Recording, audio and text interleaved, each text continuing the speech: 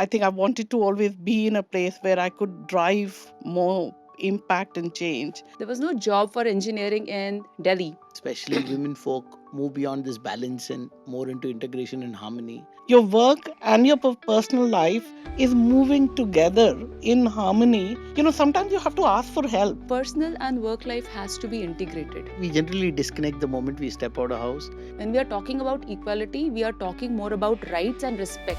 One more thing is having a support system. Move away from that superwoman syndrome. We are made that way biologically. Companionship doesn't require you to be married. I agree. When the government comes in, it becomes really messy, and especially if you have kids. Do you need to be married to have a baby? Is Only reason a woman needs a man is to have a baby. men need women more than women need men. Marriage teaches you a lot. Marriages don't sustain. Getting married to the right person is the most important decision. The moment their marriage gets scheduled, right? Okay. So usually men have a different yardstick for a wife and a different yardstick for their daughters. It's a hypocrisy. You don't have to fall into the social stigma of Banya community. We have a thing in men's circle where we say the girl you meet before marriage and the girl she becomes after marriage are two different people. We say the same for Nah. men. Absolutely. I think everybody needs to focus on their career. Gautam, I would just want to make a comment. For a guys only panel, you wouldn't have spent so much time on talking about marriage. If I ask a marriage related question to a guy on a panel, you know how it is. That's all.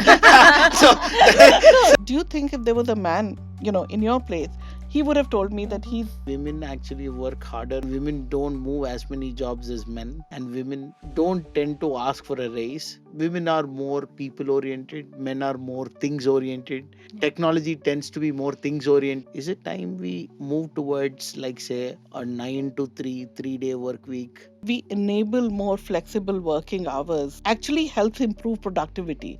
Are we there yet? I don't think so, but I think we'll get there. It's very, very difficult to manage such a lot of flexibility. Sometimes you need to get that off and on to this is my workplace and this is my home place. The team that is working on innovation might need to be more closer, and then the one that is working on ongoing projects can be a little more remote. Flexi hours to have or to not have totally depends on what work you're doing. So it is difficult, as I told, and especially if you're trying to build a company which is totally driven by innovation. Everybody has to be in office at this time to this time because you're all working together on something. You will find women in manufacturing, production everywhere. These 4 girls, they shifted in Chuck. They rented a house and shifted and continued, and now they got the full-time placement. If he wants to do something groundbreaking, he should be willing to put in the hours. If he wants to have a work and a life and wants the work to support his life, probably take up a more corporate-ish or big Fortune 500 kind of job. Every company should have some childcare facilities. What do you think should companies do beyond just giving a maternity break for a woman? A woman's life, I see there are 4 M's. You start with menstruation, you see marriage, motherhood, and then you see menopause. Just addressing, maternity, having crash. It's not just solving the problem. So I say this often, women are on a 28-day hormonal cycle, men are on a 24-hour hormonal cycle. That's right. Nobody talks about your partner is the most important decision in shaping your career. I actually took a step down in my career when I moved to the UK because to me at that point in time, the family was more important. When marrying a woman, should she marry somebody who makes at par for her to progress in her career? I think, Gautam, the first decision the girl has to take whether her career is a priority or a option. To lead the life on their terms. We need to break some of those taboos. The one thing is that for egg freezing also it has to be done before you're 30 years of age. A lot of women don't know that. By the time you're thinking about it, you're already 35, 40. Surrogacy, should that also be something that, people should evaluate? You have to live life on your terms. You have to decide what you want to do for yourself, and that's right for you as a decision. So I think, surrogacy, absolutely, like we said, egg freezing should be an option. Having said that, for people who want to take it, Surrogacy has its pros, but it also has its cons because But if you have a toxic husband, you're an excellent person. But Did what you if you leave had that a toxic toxic husband? wife? Marriage is not the hindrance, partner is the hindrance. But women has the caliber to cover up these 10 years in 5 years. It's not about marriage or motherhood, etc. That is the hindrance for them to reach leadership positions. Piece of advice which I would like to give to those females who are capable but not driven is that You need to have role models. role models. No explanations required. Okay. Okay. Like, you're a woman, you can make that decision. The moment you get an opportunity, you should pursue Take it. it. Is marriage necessary? Should surrogacy be promoted mainstream? Hey, hi, welcome all of you to another episode of Titan's Talk. So, today we have a women's special episode, and it's specially focused on young girl graduates who are making career choices for their career. And we have a set of women leaders here who have been there, done that, and then who want to, kind of advise you on what are the mistakes to avoid or what are the choices to make for you to reach leadership levels. Because one observing, kind of a worrying pattern that we observe is that when starting there is no pay parity, and then it's 50% women, 50% men. But then as you reach leadership levels, it's 5% women, 95% men, and the pay parity is also much larger. So because of which, we've had a set of people here who are at leadership positions in their own capacities, and we will ask them few questions that will help you guys, or folks rather, to I had to correct it like it was. So I help you guys, kind of make a better sense of how you should plan your career. So yeah, I would like each one of you to introduce yourself. So we go from you, Bhavna, and then all the way. Sure. Okay. Hi, everybody who's watching this. Thank you, Gautam, for inviting me here. An introduction to myself. I've been a physics graduate and then did my MBA. This was way back in the 90s when most of you wouldn't have been even born. Started my life in advertising with the lowest pay package in the campus because I wanted to do advertising. Stuck around in advertising for about 9 years, then moved to consulting with Accenture. Post that, moved to the corporate side, was with GSK, Reckitt, and with the RPSG group. This was again about this. The second leg of my career was again about 10 years. And now, for the last almost 3 years, I've been an entrepreneur, building a company, BERT Labs, which is into the AI, IoT space and the sustainability space. And outside of work, that's my corporate profile. So outside of that, I've been always trying to challenge myself, and I've always tried to do something else in my life. So did a photography course with Nitin Rai, who's Raghu Rai's son. Did a yoga teachers training program. Taught yoga to kids, to adults, to senior citizens, to corporate citizens, as well as my corporate life. And now, of course, now it's a 24/7 entrepreneurship, so no time for anything else. Great. So Priya. Hi, thanks Gautam for having me here. This is Priya Rachin. I am a owner and founder of a brand called Table Trends. We are into crockery and glassware. It's been 8 years since I've started this, and we are present offline and online. Before this, I've been a HR, passed out from Mount Carmel College, did my graduation, post graduation there into HR, and worked with a lot of MNC and IT companies. Started as a recruiter, and when I did leave corporate, I was a business partner HR with Dexler, which was an SAP e-learning company. That's where I think I an entrepreneur bug that bit me, and I started something on my own. That's what about my professionally. Personally, yes, I'm a mother uh, to a teenage boy, which is the most difficult thing for now. And I'm a pet parent. I love dogs, so I'm a pet parent too. And different hats that I adorn: daughter, daughter-in-law, wife, and a friend to a few that I choose to. That's about me. Choose to is the catchword, is it? So Gauri. Hi, I'm Gauri. How would I describe myself? And I'd describe myself as a techie. And it's not just about career choices. I think I'm really fascinated by tech and what and how it can really foster inclusivity and change. And really, like the cliche, they say that, it's a force for good. And it's not just about the career choices. While I've spent, majority of my life in tech, even if I was an interior designer, and I was for a year or so, um, I think I'd always be doing something in the technology field and really using tech for doing everything. Um, Talking about my career journey, I did my master's in computer application, joined TCS, worked there for about 3 years. And that's the phase of my career I would say was foundational, really learning about technology and how to use it. And then, about after 3 years, I moved to American Express, spent about 15 years with them, changing roles across technology delivery, strategy, product management, as well as operational risk, both in the UK as well as in India. Spent about 8 years in the UK.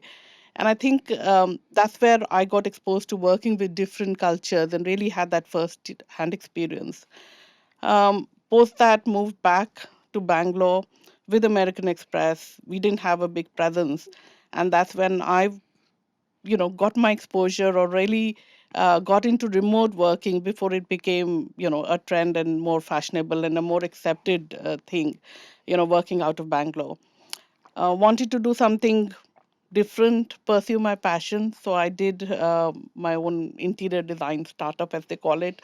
It wasn't called startups then. So did that for a year and a half.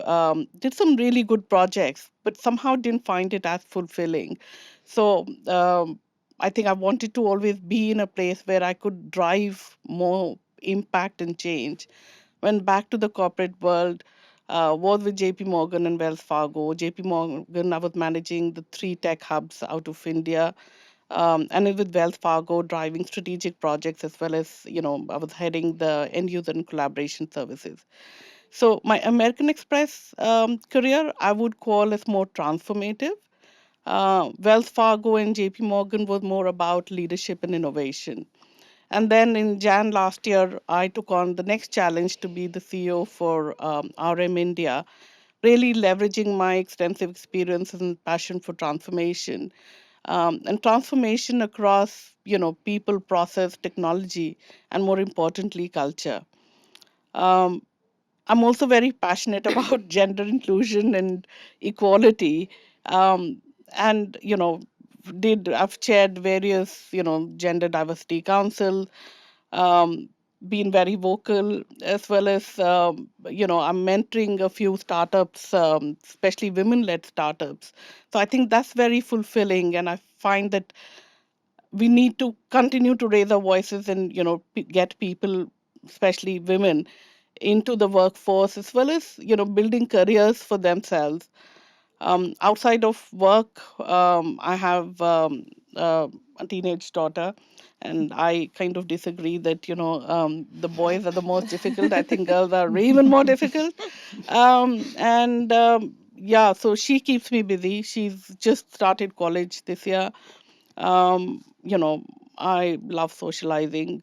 Uh, I love, I mean, technology, like I said. So I'm learning a lot, continue to evolve, learning about AI, really how to use it as a consumer, as well as how can I use it in my business. So, yeah, that's what I do. Shweta, go ahead. Hello, good morning, everyone. And thanks, Gautam, for having me here. So, my name is Shweta Dhariwal Bed. I chose to keep my maiden name, a lot of values that I carry from my family. So, I want to be called with my full name as Shweta Dhariwal Bed. So, I very strongly believe in Darwin's theory, survival of the fittest.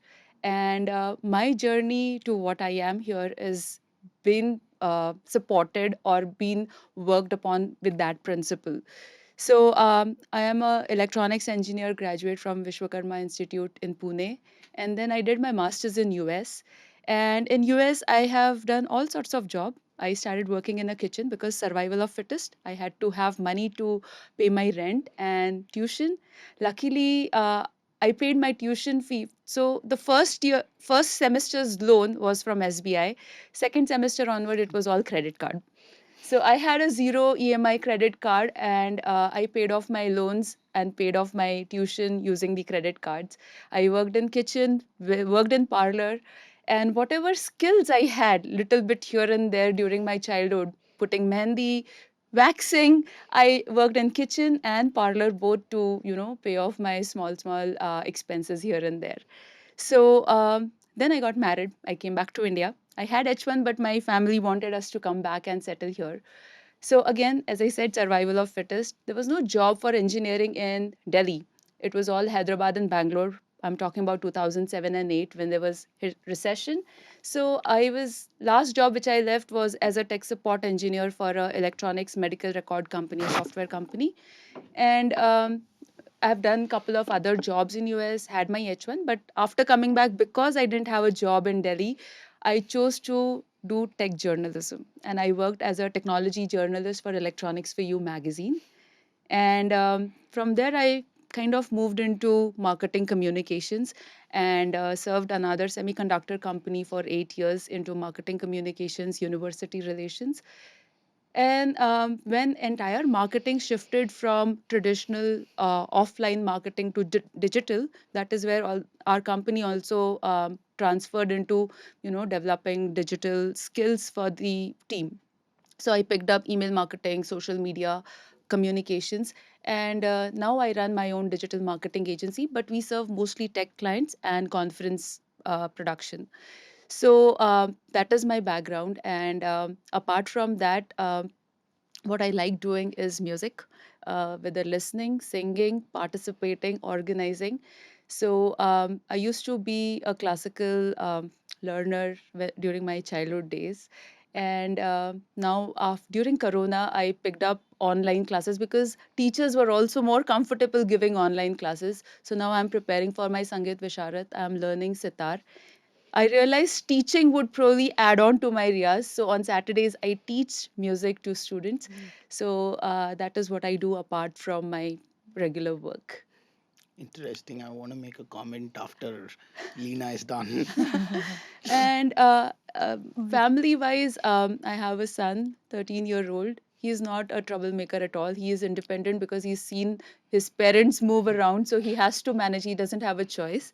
And he's grown up very quickly, I feel. I miss those younger days. So that's it. Lena? Hello, everyone. Myself, Dr. Leena Deshpande. I'm working with Vishwakarma Institute. Before teaching, since 2000, I am in teaching, but before that, I was working as a junior project fellow in National Environment Engineering Research Institute. It's a central government institute where I was working with Air Pollution Control Division. I am really fortunate that in 1995 I worked on Visual Basic and Windows. So that's the first opportunity that immediately after theoretical foundation I could work on Windows operating system, which was evolved during that time. And in teaching, since teaching is my passion, right now I am holding the position of head of the department software engineering. It's a specialized branch with the core computer engineering. And at the same time, I am handling associate dean industry relations, where my focus is to bridge the gap between industry and academia. It's nice to see all the industry partners here.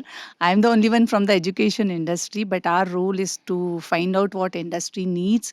So we go and connect with the industries, understand industry requirements, get it into our curriculum, and I see that how it can we can inculcate this skill-based learning, how we do the mentorship program through various industries, projects, internships, and finally the placements.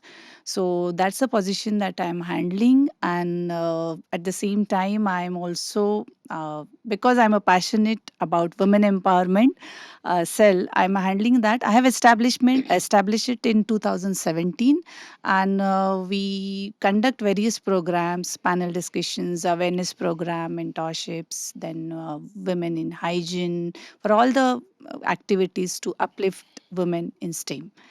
So I have two kids. I won't say kids. One is 24 years. He is working in sports industry, and another one is in third year. And I love singing. It's nice to hear from you that you are still preparing for Sangeet Visharad. I quit classical singing. I just finished with 2 exams, but I love singing and I listen songs. That's it. Thank you, everyone. So, as in, when I see, right, one stark thing that I observed is that, we've had men and women, when it's completely women podcast, right? Men's introduction tend to be unidimensional and only on career. So, I see a lot of texture and fabric here when, you're explaining. And then, also, by default, you guys are good at multitasking, and it helps you to, have multiple things running. That is some key observation I see. And that's also pitted against women saying that you can do multiple things, and that also sometimes hampers it also. So I want to start off with you, Gauri. So I want to understand, there is this traditional thing of work life balance and all of that, but I don't believe there is balance and all. So there is only harmony, as in, in a song, wherever the vocalist has to be louder, the vocalist is louder. Wherever the keyboard has to be louder, it is louder, and each one of it takes its own turn. If you play 50% of keyboard and 50% vocalist all the time, then the song would be a catastrophe, right? So there is a harmony in all of that. Similarly, in life also, integration or harmony is a word. So how do you see that, and how do especially women folk move beyond this balance and more into integration and harmony? And what is your thought on that, Gauri? So, I think harmony is a lovely word. And when we talk about, in traditionally, I mean, as in my career, since I started working, everybody used to talk about work-life balance, and and I think balance in itself as a word is, like, how you say, very differentiating between this is my work life, this is my personal life. And I think it needs to be more holistic and integrated into managing your personal and professional priorities. And there is no barrier, to say, to now I'm working, now, I'm focusing on, now this is my private time.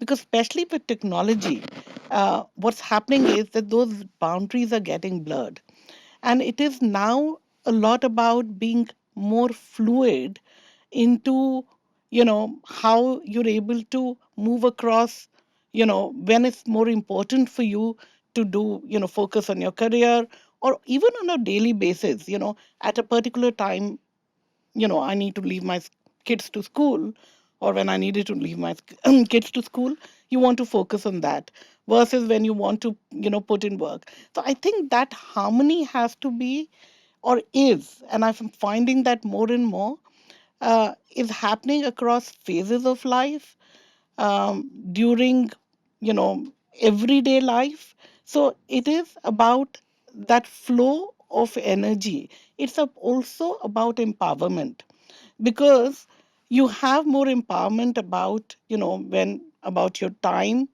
about, your energy. There are times when you're low on energy, and maybe you need to focus on different things. um, it's really about, fostering resilience, because, if I have work commitments, or if I have urgent personal commitments, if I'm having, you know my child is sick, I need to focus on that, but I can catch up on work later on. So I think it's, like I said, I love the word harmony, because your work and your personal life is moving together in harmony into delivering what's the priority at that point in time.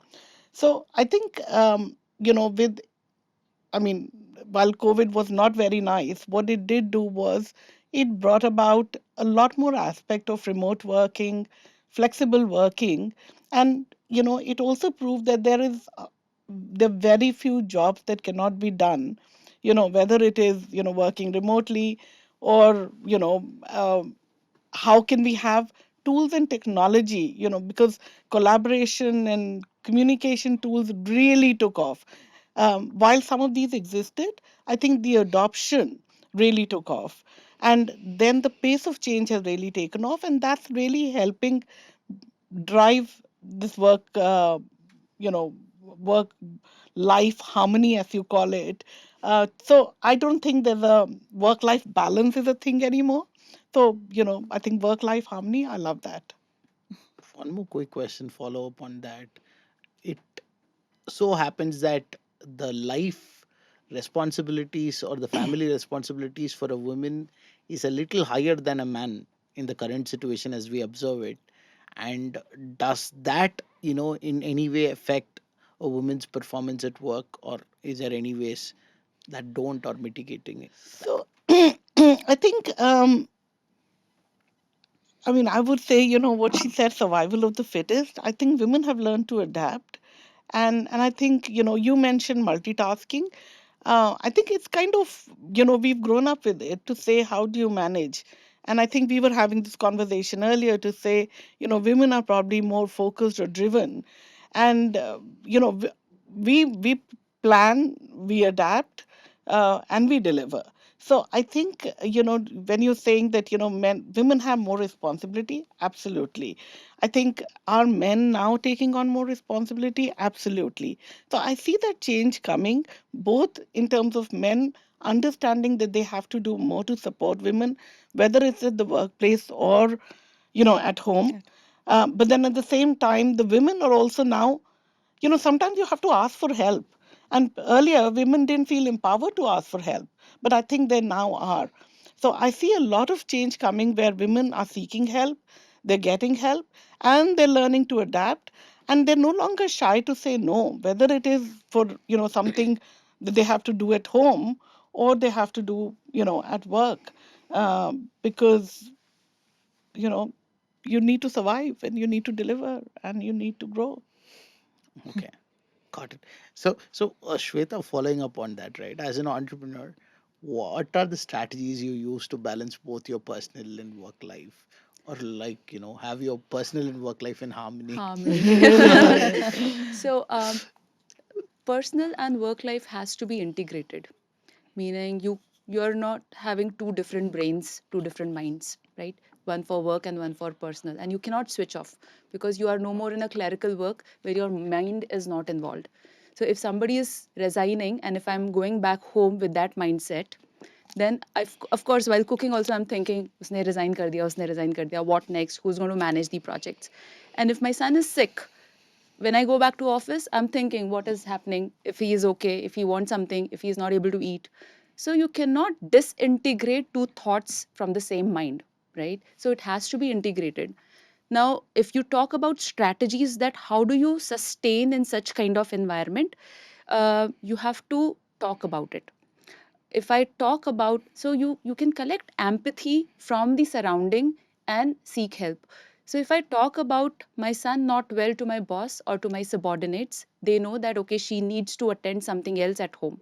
If I talk about somebody resigning, even to a younger, 13-year-old, he's like, mama, don't worry, something else will happen, or something, some ideas might just pop up from the fresh mind, right? So when you discuss and consider that it is integrated, a lot of problems are solved automatically. If I go back home and I say that this client has questioned like this, I'm discussing with my husband, maybe some ideas just come up. So I'm not saying कि मैं घर पे काम नहीं ले जाऊंगी. I'm discussing, when you discuss something, you automatically get ideas to solve it. So one strategy is integrate and collect empathy from the environment, whether it's work, because you only have one mind. You have to focus on both the aspects with the same energy, with the same outcome that you're expecting. Another thing is time management. So even if you say that I'm occupied mentally with something, that doesn't mean that you carry a lot of work and don't manage your time. If you are supposed to give time to something, then you have to give it, because at that instance you would probably create bigger memories. If I'm here and I have to send my son to his drums class which happen every Saturday, then I have to ask help that okay, you arrange for a cab and go. And now here I am creating another memory, right? So time management is one another thing that we have to learn, and it is learning. I mean, you cannot say that aaj se main time management karungi. It's a gradual process, and you kind of uh, get expert at it by facing the situations again and again. So time management is, is another aspect. And third thing is discipline. So if you say that I have to give 1 hour to my hobby, you have to have that me time, because that helps you, you know, refresh your energies so that you are able to adjust and face the situations more effectively. So these are some of the things that I practice, and I feel that everybody should include that in their day-to-day life. Is it not a little more difficult for women than men? Because we generally, what I've observed is that we generally disconnect the moment we step out of house, and then we have there is a rock, so there's a wife taking care of everything here, and then we can So come back to here, it. so here I'll say that men and women are different personalities altogether. And I totally believe when we are talking about equality, we are talking more about rights and respect. The personalities cannot be changed. Correct. Right? The way I would think my son is sick, my husband might not think the similar way. Okay? And that is something that is because the God has made us like that. Right? In this situation, what do? I have to start trusting. If I'm leaving my son with somebody, then I have to trust that that somebody is capable of taking enough care. So trust is very important factor. The way my husband would trust me that my son is sick, my wife is at home and she'll take care of my son. Similarly, I have to start trusting the environment that someone else is there to take care of my son, and I have to take care of some other responsibility. So trust becomes very important, and I think females by nature lack that trusting and delegating thing. We have to, train ourselves and train our minds for that. That okay, somebody will take care. Things will happen. So they say women can multitask better, and I feel it's a double-edged sword. Exactly. Yeah. And also I think multitasking is not necessarily a good thing at times, because you need to focus, Correct. and you need to be in the present to be able to do rather than thinking about 10 things. So I think it can be a boon and a bane. Absolutely. Absolutely. And I would like to add to what you were saying, excellent points. But one more thing is having a support system. That Correct. So you yeah, can have a support system, but trust trust. becomes so Yeah, but important, right? Yeah. having that support system also becomes very important, because otherwise we women try to tend to do things that everything I will be able to manage, everything I'll Correct. be able to do, You and don't you just delegate because you yeah, don't and trust, you put right? too much pressure on yourself. So you have to learn to slowly let go of certain things, that it's okay if somebody else does it, and it's fine, that because if you're paying for a cook or a household help, at least you're getting that time off to do other Do things, something which is else. very important, rather than saying, oh, it's my house, I will do everything, which you tend to, that's an idealistic way, but somewhere you have to start giving in a bit and say that, okay, it's fine, I need my time for Move myself. away from that superwoman syndrome. Yes, Yeah. yes. It's just prioritize. I mean, Yeah, something can be done by someone. I think you should give it a chance exactly. and not do something else that is more productive. So you choose your Yeah, battles, like I basically. tend to put too many things into the same hour, and then I'm just all over, but I'm trying to do it, and obviously, but yes, if a part can be given away and then I focus on what I'm supposed to do, it helps. Yeah. I think that might be the answer to your question. Like you said it's very difficult for men to do multitasking because they don't think too much about too many problems at a time. Yeah. So We They don't that trust might their think be too wife. much. the We don't think too much. So They Period. don't that, think Period. too You much. don't yeah. think too much. Think Period. only. that's it. That might be the reason that you don't prefer multitasking. When you are in office, you are not thinking about your son who is not well at home. So that might be the reason that multitasking you don't prefer. No, We, biologically, women are Biologically. made, Yeah. multitasking. I just read up. We are made that way biologically, and men are not made that way. So just, And it's not just India, it's global. It's it's global. yeah. global. It's So, as global. in, men don't get up when baby is crying during sleep. No, they do. Women's brain is active even during sleep, partially, it seems, so that it can It's the attend to the mother baby. instinct. The mother instinct. So I know, Priya, is she's a friend of mine outside of the podcast as well. So she's done a lot of multitasking. Usually Yeah. bites more than she can chew. It becomes very overwhelming. It's always this, standard default smile, and then she puts up with it, and then what happens is it ends up biting her back. It does So and sometimes. and she doesn't voice it out unless you observe it keenly. You will not notice that. So Priya, coming to you on that, right? So you were somebody who left your corporate career, Correct. then took a break, then went on to your own entrepreneurial journey. How do you balance career aspirations with your personal life responsibilities? One key thing I observe is that you and Lena have two kids. Okay. Yeah. So so I wanted to ask you more on that. Career aspirations. Yeah, I left my job not because I couldn't manage, but then I wanted to be my own boss. Somewhere I wanted to do something on my own, then be in this corporate and this bandwagon that I call it. So that's more a reason that I left the HR, and then I wanted to try something on my own. That's I had this is second gen actually. I'm into crockery and glassware, but I didn't choose to join him. I started my own venture, my own brand. So that says it that, I didn't leave the corporate world because of anything else, but then I wanted to be my own boss. That's where it comes from. And What do you do for your career aspirations? So do you kind of mellow down your career aspirations, or you give up not on it, really. or That's you transform it? No, not mellow down. That passion and that drive is always there. So you continue being, but in a different setup. That's all it is. It's not in a corporate world, it's in your own business, On but the passion and the drive is the same. You still thrive to do your best in your business. So I don't think that changes. Got it. So, Lena, you head the women empowerment cell at Vishwakarma, right? So, how do you prepare your young girl graduates to, do is it a part of your thing, routine that you tell these are all the hurdles that you will face and this is how you will face it? Or how are you preparing them for the future? Yeah, basically it's an empowerment cell. So it's not a grievance sale that you have some problems and you come to our I cell, like we will that. solve that problem. This is the intent behind this is to make them aware, because these are all the fresh graduates. So even first year students, when they come to our college, they are from different areas. They are from villages. They are from rural areas. So we invite them. We conduct various sessions for them.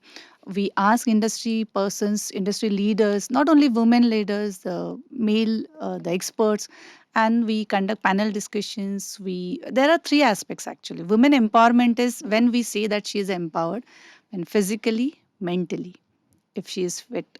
So for physical fitness, what should when we do the blood donation camp in our institute, we found that most of the girls are not eligible because their HB level is less. Yeah. That gives us one hint ki let's have yearly, every 6 months, we do the health checkup. We show them that this is what the importance of nutrition is. You are staying in hostel, you are eating in a mess. So what is the importance of health? So health, if they are physically fit, they are able to strive in the entire world in next generation. Another one is the technical competency. So we invite people from industry, we conduct panel discussions, we conduct workshops for them, and how then it works. And another one is emotional aspect. So we have various talks on whether it is fintech, whether it is sexual harassment, lot of things. We all are aware about all these women active, but it adds. They are bringing something out of it. So every year, and every time the women empowerment cell, the president is a girl student, and what is the outcome that I always see that they are all at having a good position, their placement, their package, the way they were interviewed based on their women empowerment activities, they are definitely get benefited out of. Okay. And thanks to all the industry part, it's not about me, teachers and the students who are just Okay. inside a classroom that we are discussing. It's the industry who is actually mentoring us. We have a catalyst program, we have various NGOs who are coming to us, and with their support we are able to make this happen. So before I want to delve into a very, very, you know, what do you say, a dream topic or a controversial topic, both ways it works for women, because generally marriage is a very big decision in anybody's life, for that matter, more so in a woman's life. So early nowadays I see women tend to focus early on in their career, establish their careers, and then they have societal pressures to get married. although they're not 100% completely convinced, but then they yield into the pressure and then end up getting married, and then you know resenting it later, or then sometimes it goes well, and then following which there are much larger complications that follow marriage as well when you choose a partner and all of that. I want to touch upon different aspects of it to understand where you guys, so as in what has enabled you, you know all of you to reach where you are in your career. So then I wanted to understand, Priya. So, as in, is marriage necessary in this era first? And how important is it for, your personal fulfillment or your professional fulfillment? First of all, marriage is necessary. See, marriage is more a partnership. Marriage has evolved in decades and years. Right now, we see it as a partnership for more for support, for emotional support, and not for a. Before, it was more like a financial dependency, but I think in time it has changed, and we see it more like mutual growth and mutual support and love. And that is what we see marriage right now. I see marriage has evolved uh, right, in years. So I don't see marriage is necessary, but you choose when you want to get married. Did you choose? I mean, I've never seen marriage as a hindrance in my career, but sometimes it can be support because someone is there, always motivating you, and showing you ways and things like that. So it's never been a hindrance for me. I chose to get married early. So at 40, I actually have done everything and I have more time right now. Okay. So, as in, one more question to that, right? So, you said marriage is more about companionship, right? Yes. Companionship doesn't require you to be married, according to me at least. Okay, that is one. The second part is that is like two people want to be, be involved in companionship or partnership. You're like, okay, government, you are there. Simply come here. You also be a part of this whole agreement. Now let's get your marriage is technically a It's legal, legal yes. agreement that you're getting in with a third party government, which is the silent party till you realize that things blow up. That's when like, oh, where were you all these days? Why should I seek permission from you, kind of thing, right? So in that aspect, right, that's what I'm asking. Companionship and partnership is essential because we are Correct. all social beings at the end of the day, and more Yeah. so for women. So you need that community of people to thrive, and a support system as well, and a spouse and a partner. But my question is the legal marriage thing would even be relevant in the future, or is will it be required? I'll actually give you a trend that I'm seeing in the youngsters, and I see this in my own family, my own extended family, is that so I agree with you. Marriage is only legal, and I agree Yeah. with you. It's about partnership and companionship, but I think it's changing. I see a lot of girls, and I'm talking about girls who right now don't want to get Yeah. married, and it's not as if they have any problem. They want to focus on their careers. They want to focus on, being themselves and not and finding that person. And it's not about age, I won't have to get married at 24, 25, 30, whatever. It's like till I find the right person who, so marriage somehow or now is being interpreted to say that it probably helps you get a longevity in the partnership. So that's the mental. So if you find somebody, I mean, I see a lot of girls have boyfriends, and that's absolutely fine. But do they find that one person they want to spend the rest of their life with? And I think once you find that is when the question of marriage or the topic of marriage comes up. I have nieces and nephews who are not, they're in relationships, but they're not wanting to get married till they're financially settled, or because they want to do certain things before they even think about settling down with somebody. So I think that's changing. I agree with you that marriage will become a very different institution Yeah. going forward. I already see that change coming. um, you know uh, we had different pressures when we were growing up, but and I'd encourage all women to really find that right partner, and even if and spend time with that partner for a few years, maybe even before you take that final I mean, step of legalizing it. Because when you want to separate, if when you want to break that legal bond, similar to what you said, where the government comes in, it becomes really messy, and especially if you have kids. So I would say take some time. That's my advice, and that's my advice to my daughter as well, by the way. So it's not something I'm just preaching. I have a lot of things to say on this. So that is the next question I want to come to you with. Before that, I also wanted to follow up because there is a biological clock that is kind of positioned against So you, which people think to be able to have my own kid, there is a age cutoff that I have to look at, and that is where the pressure comes.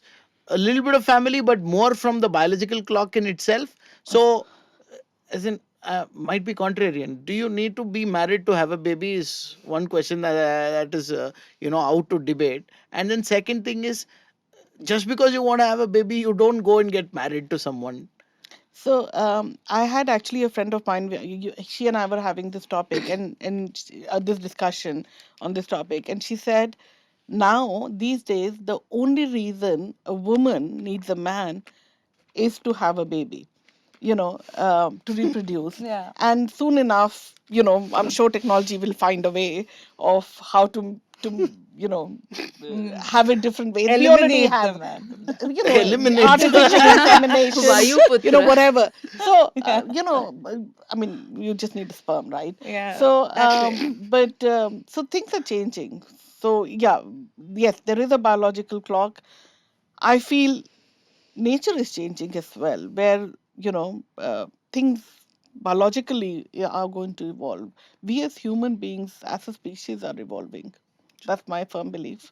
This has But been long there in the livestock industry, that there is a healthy you bull. can freeze eggs, like we were talking Not last freeze week. egg, free healthy bull, you retrieve sperm from it, and then you inseminate all the other cows, and then when the cow Okay. is pregnant and I, once it is I done. don't want lots of my child clones running around, but hey. So what happens is, after the calf is born, if it's a male, it is usually slaughtered as a veal Yeah. when it is younger. Only if it's a female, it is given the privilege to grow up, There you and then go. it becomes a lifelong slave. But then the whole, so that, I don't think that will happen. Then the need for men, men need women more than women need men Totally in now agree. in current In days. I current have age, a different yes. opinion here. No, even I You have. know, I feel, I mean, it's personal, totally personal. I feel marriage is necessary because only one value that other things cannot teach, whether work, whether child, whether whatever, is commitment. Marriage teaches you a lot about commitment. And why marriages don't sustain nowadays is because, earlier men used to be, uh, many years back, I'm talking about when the institution of marriage came into existence, men were supposed to go out and get money for food, and women were supposed to take care of child. Men were always worried, if I don't have a wife, who's going to manage my house? And women were worried, if somebody is not going out and earning, who's going to feed me? So there was dependency, and that dependency always bonded them together, and there was commitment for that dependency. Now men can cook, women can earn, so dependency is reduced to a very large extent. But then how do you talk about this commitment if there is live in, and if there is no commitment around? We are losing on the value that humans are supposed to carry, or commitment. So I feel, I look it from that perspective. It makes it even more difficult for you to break up when you're married, right? So the whole thing of, it's Correct. like a lid on a candy jar. Right. So So you are talking about community living, and you are talking about commitment, right? You are talking about raising a child together. So that commitment is taught only when you are married legally. Otherwise, it's very easy to stay for 2 years together and separate out. Yeah. Yeah. Yeah, So even I I'll go. agree I'll with go her. back on your previous question. I happen to be from the family where my grandmother was the first woman in the Banya community to do her graduation in 1930s. And when she was doing her graduation, her father was told that, आप लड़की को इतना क्यों पढ़ा रहे हो? Why are you teaching your daughter so much? Because she will not find a guy for herself. Like, she'll not be able to find somebody who's as educated.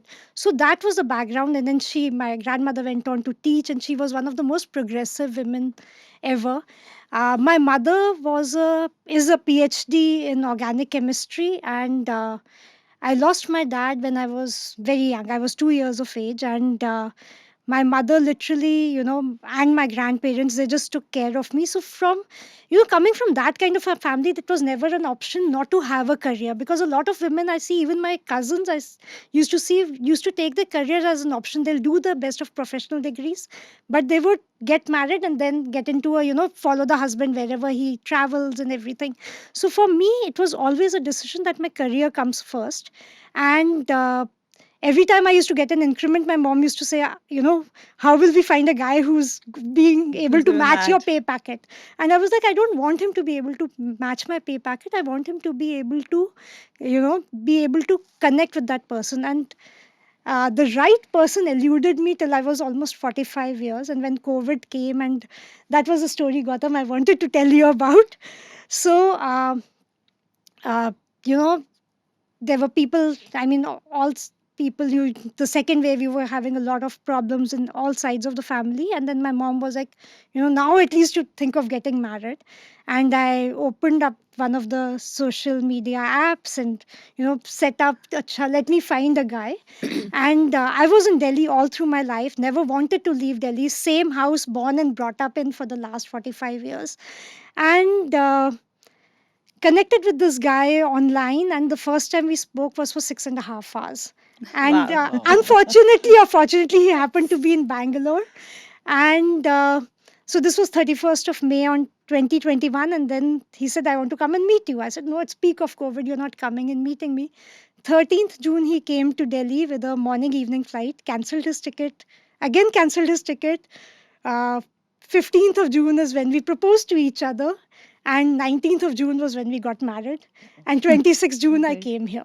How nice. So living in together, I don't know, maybe at that age you just, that this person is the right person. So there is no Yeah. They have age. no age. And in fact, then I was in my corporate career, and then he was the founder of BERT Labs. And uh, then, he's like, till when will you keep running after salaries? High time you start paying salaries. And decided to shift to becoming a co-founder in the company. And now we are 24/7, so we are trying to make up for all the lost time we didn't have for the decades of being away from each other. But I think getting married to the right person is the most important decision any person, I mean both men and women, make in their life. It's the single most important decision, irrespective of your education, irrespective of everything. That person who you feel that you should spend the rest of your life with is there. And and for the rest of the things, science and technology have come a long way. No way. So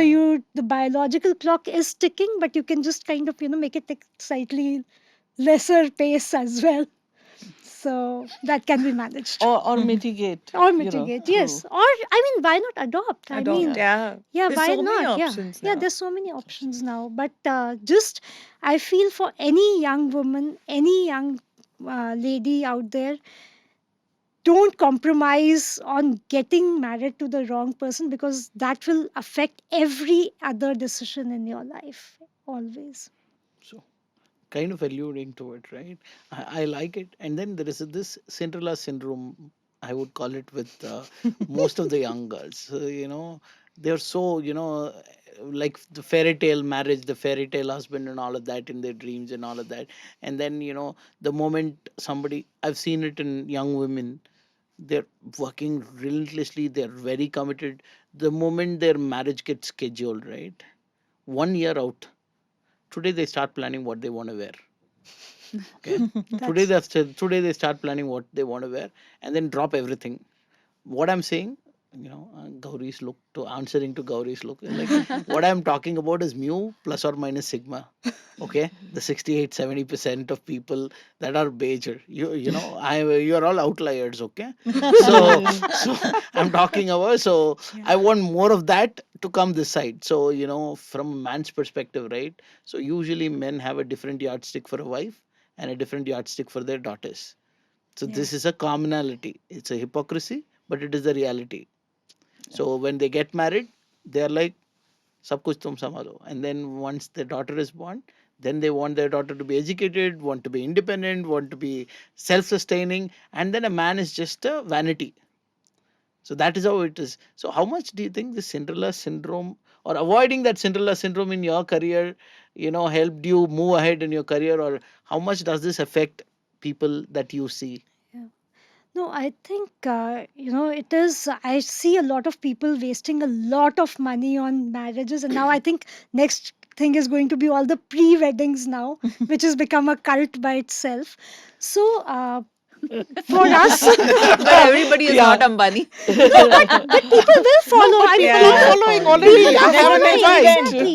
They have an Yeah. invite for a Earlier it was the pre-wedding. pre-marriage It's a shoots, and trend now now. it is the pre-wedding thing. It is so people, and I've seen people, even like our the lady who's in our office, her niece's daughter, they've took so much of loan, and with Rohit and me, we decided both of us are the only ones required for the wedding.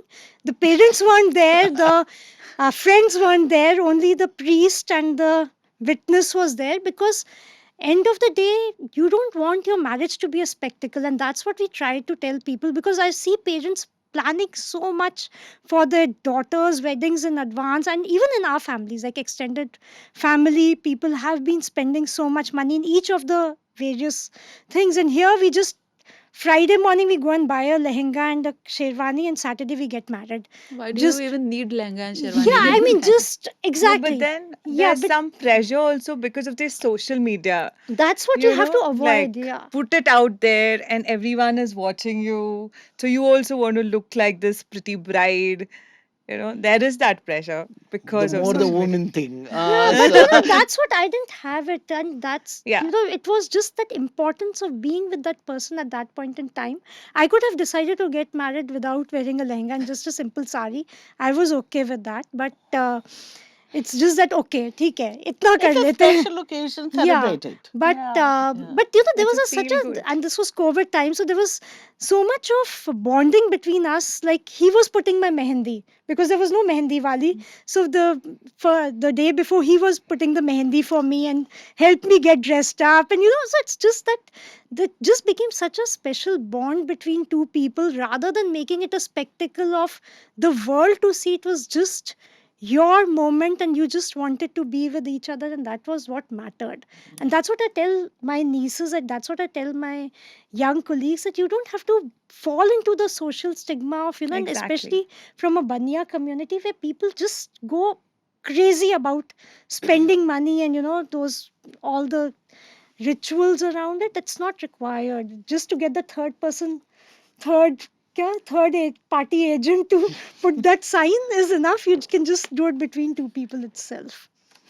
I would like to add something additional thing into it. I agree with your wonderful experience. That hats off to you. You could manage it in so many less days. You said commitment. So along with commitment, yes, of course, it's a new learning for any girl.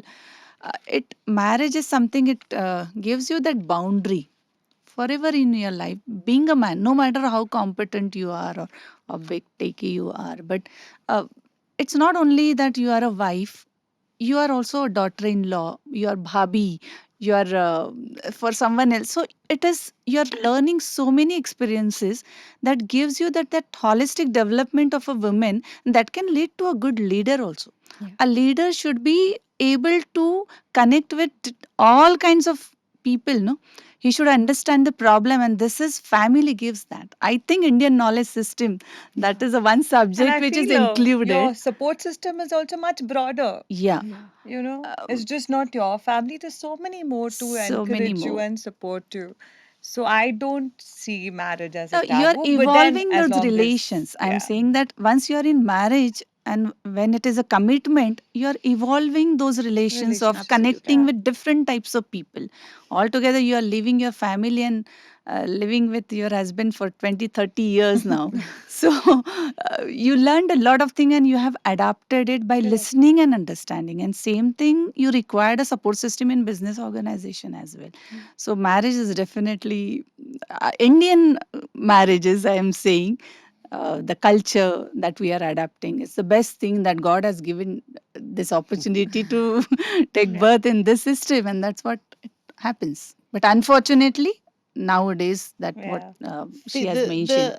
I mean, my view on this is, and by the way, I mean, I totally respect the institution of marriage, and I would want my nieces, nephews, extended family, daughter to get married.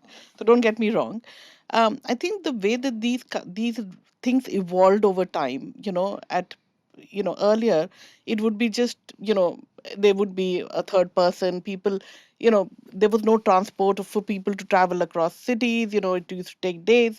So the idea of marriage and all the rituals were people to get together, maybe at times for the first time, get to know each other over a Correct. period of days.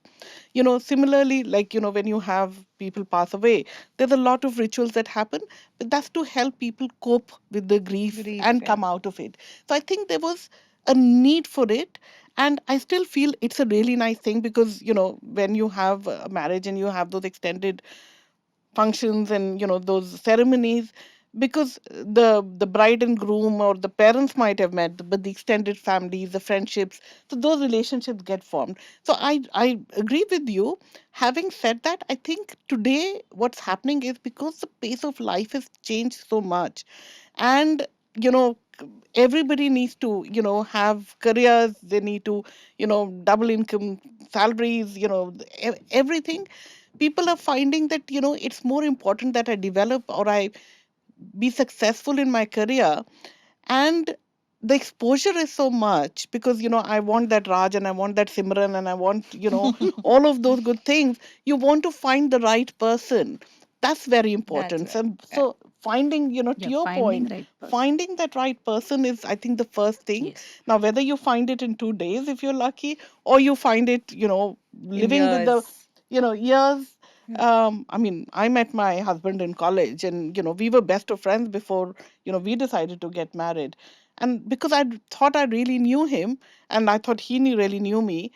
And I know we are digressing, but and initially it was very difficult after we got married, because that best face that you put in front of each other, where when you're dating, it all flew out of the air. Exactly. And then I you're know like, I reality resonate hits. with her And because reality hits. I have a similar story, so I I mean, definitely we've been married 25 plus years, so, yes, yeah. but initially it was really difficult because, those Yeah. masks came off. असली चेहरा असली चेहरा दिखाने लगते हैं सब. Yeah. That happens if you know for a person for 2 decades or 2 days, it still happens.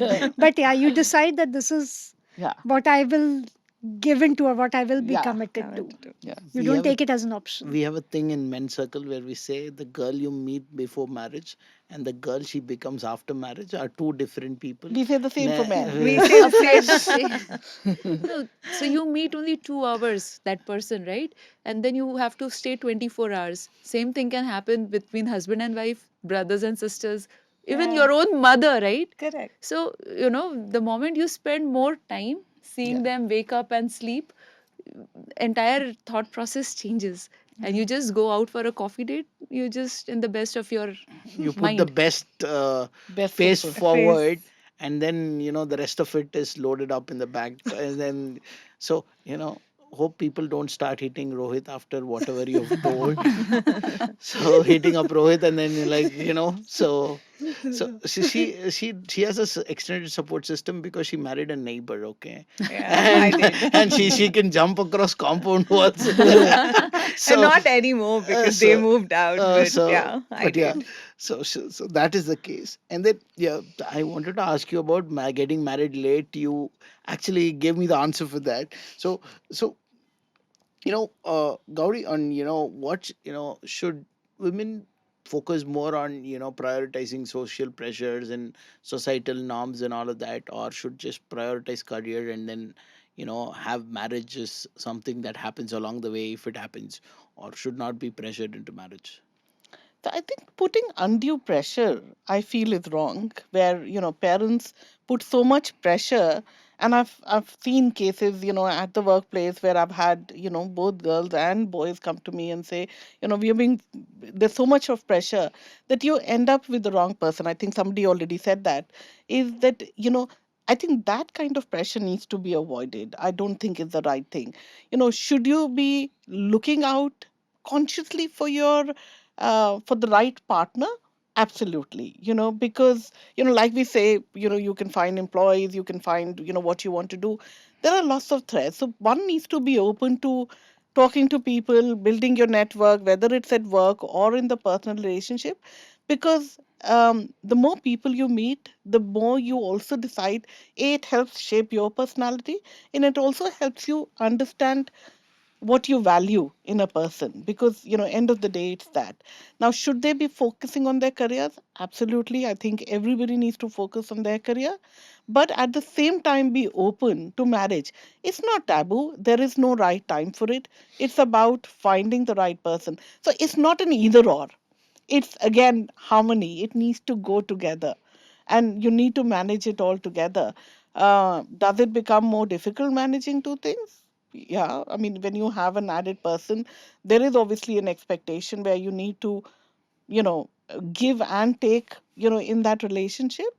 But that's also a journey in itself. Gautam, I would just want to make a comment. For a guys on the panel, you wouldn't have spent so much time on talking about marriage, Sure. right? So, because in a woman's life, it has taken us such a dividing kind of a time that you before marriage and after marriage. So that shouldn't, I mean, the day these things don't come surface out so much in a women's only panel would be when we say that we've already, like, we have actually arrived as a community, as a I totally society. agree. Yeah, I have a naughty Rudy different for view. her. I have a different viewpoint. I'll tell you. If I ask a marriage related question to a guy on a panel, you know how it is. That's all. so, so, Nothing I so mean, that's changes it. from yeah. That's the answer, and I, then they move on to the next one. Whereas there is a romanticizing part around marriage and relationships when we are talking about it, and you guys are passionate about it. so You know, I We had can a also talk if you ask these I questions. had a girl come to me. I was having a career discussion with her, and and we are talking about her career path, and that fact that she's ready for promotion.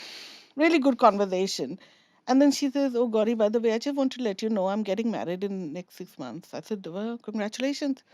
So then she kept quiet. I said, "So why are you telling me? Like, are you going to be moving cities? I mean, why are you telling me?" She said, "I just thought I'd let you know." And we're talking about a promotion. So I said to her, I said, "Do you think if there was a man, in your place, he would have told me that he's getting married?" Because for him, it doesn't matter. Even if he was planning to change jobs, even if he was planning to move somewhere, but she felt like she had to tell me that she was getting married. So I think it's also our own self-limiting beliefs, and where we think we need to adapt, adjust, compromise, that we need to change. so got it. So Lena, coming back to you, right? So again and again, I'll address you as Women Empowerment Cell Head, so that So what, especially being a technology institute like Vishwakarma, and STEM being such a male-dominated field altogether, what role do you, as in the Women Empowerment Cell or Vishwakarma in general, play to kind of neutralize these and empower women to be more in STEM and challenge traditional gender roles? Okay, it's not only the women empowerment cell through that I could connect. This is because I'm heading the department. The first role of head of the department is to design the syllabus, what industry required and what I should have in my syllabus. That should be the my concern. And best part is because I'm handling associate in industry relations, I could connect with these people. And there I learned a lot that there are so many things happening in industry for women empowerment. So we are taking the benefit of it through industry collaborations, and that's how this happens. So, like there is a Honeywell program that is it was a CSR initiative, but it was for economically challenged girl students. So we have 102 students, and they had given training on Power BI data analytics. And that training, through that training, many of them also got the placement in the same. And it was wonderful, 100 hours session. And there it starts, it gives that confidence to the students. Yes, this institute is also giving us opportunity to get connected with industries who are specifically doing some women related courses. And after that, we have lots of programs with various industries. We have industry offered electives. Now, elective is the one thing where usually we see that recent trend and upskilling for that the curriculum is to be designed. So initially, it was only industry who is giving the opinion, and we used to integrate it on syllabus. But we are also not trained every time because technologies come and go, and it is so fast that we as a faculty need to be always on toes, or we have to. It's not possible for us to take the training on each and every upcoming technology. Now industries are not only giving the opinion and the curriculum design, they're coming and conducting that course. So like ML Ops, we have DevOps, we have BMC is offering us mainframe course. Now mainframe, initially there was a little resistance from all of us because mainframe, we have studied COBOL during our time. So we were in the impression that it is no more required for graduate. Now through that collaboration, we came to know the importance of mainframe technologies for the fresher, and that course is entirely conducted by the company itself. So these are the various initiatives that are there, and it's not only through the women empowerment cell. So these collaborations also make them competent enough that this is my uh, the roadmap for when I pass out from this. Another is when they see the role model. We call the leaders from all over the different industries, and we have TED talks. So when they see that, their mindset is automatically now they're training. Yes, like what she has pointed in during what was the scenario in Vishwakarma during her time, and now look at the position that she is holding now. So if I invite her and give her as a expert talk, my alumni is doing this, so they will train their mind, and this is how that chain of boosting those uplifting happens. So we have TED talks, we have panel discussions, we have alumni talk, we have special alumni chapter, one in Pune, in Bangalore. So these alumni chapters connecting and networking and making them aware. This is what the motto. I would just want to add something, and that's something which I've seen a lot of women not doing is being aware of their finances. They typically leave it to their fathers or their husbands Correct. to take care of it, and I think that's the single biggest thing they need to learn from college onwards is to manage their finances and be financially literate. I saw this especially during COVID time. My cousin who's a doctor, she lost her husband and she had no clue of the finances as to what it was because he was managing all of that. And that I've seen across, and so you said initially that women are scared of asking for a raise and, they're not very vocal about these things. So women tend to hesitate on talking about money, and just the understanding of money, how to manage it. And it's not to go in the old that old mindset of, oh, iska paisa hai so she's going to take care of it, not like that, but they need to be aware of what is the best financial decision they have to take with in line with their goals, so that they are, I mean, it could be to take the next big vacation or to buy their own car or whatever it is, but it's just that they need to be aware of that money part and not leave it to somebody else to manage it and take care of it. I'll add into it. We have one elective as fintech, that is It shouldn't be an financial elective, technology. it should be a compulsory Okay, I'll course. take that input. But yes, we have, and even we have expert talk on financial Yeah. technologies. I kind of agree to whatever you're saying, but then it is also it's just the way things have been, and things to change takes time. And also the thing that I referred to earlier before the podcast is that there is a series on Netflix where they do a experiment on 100 humans.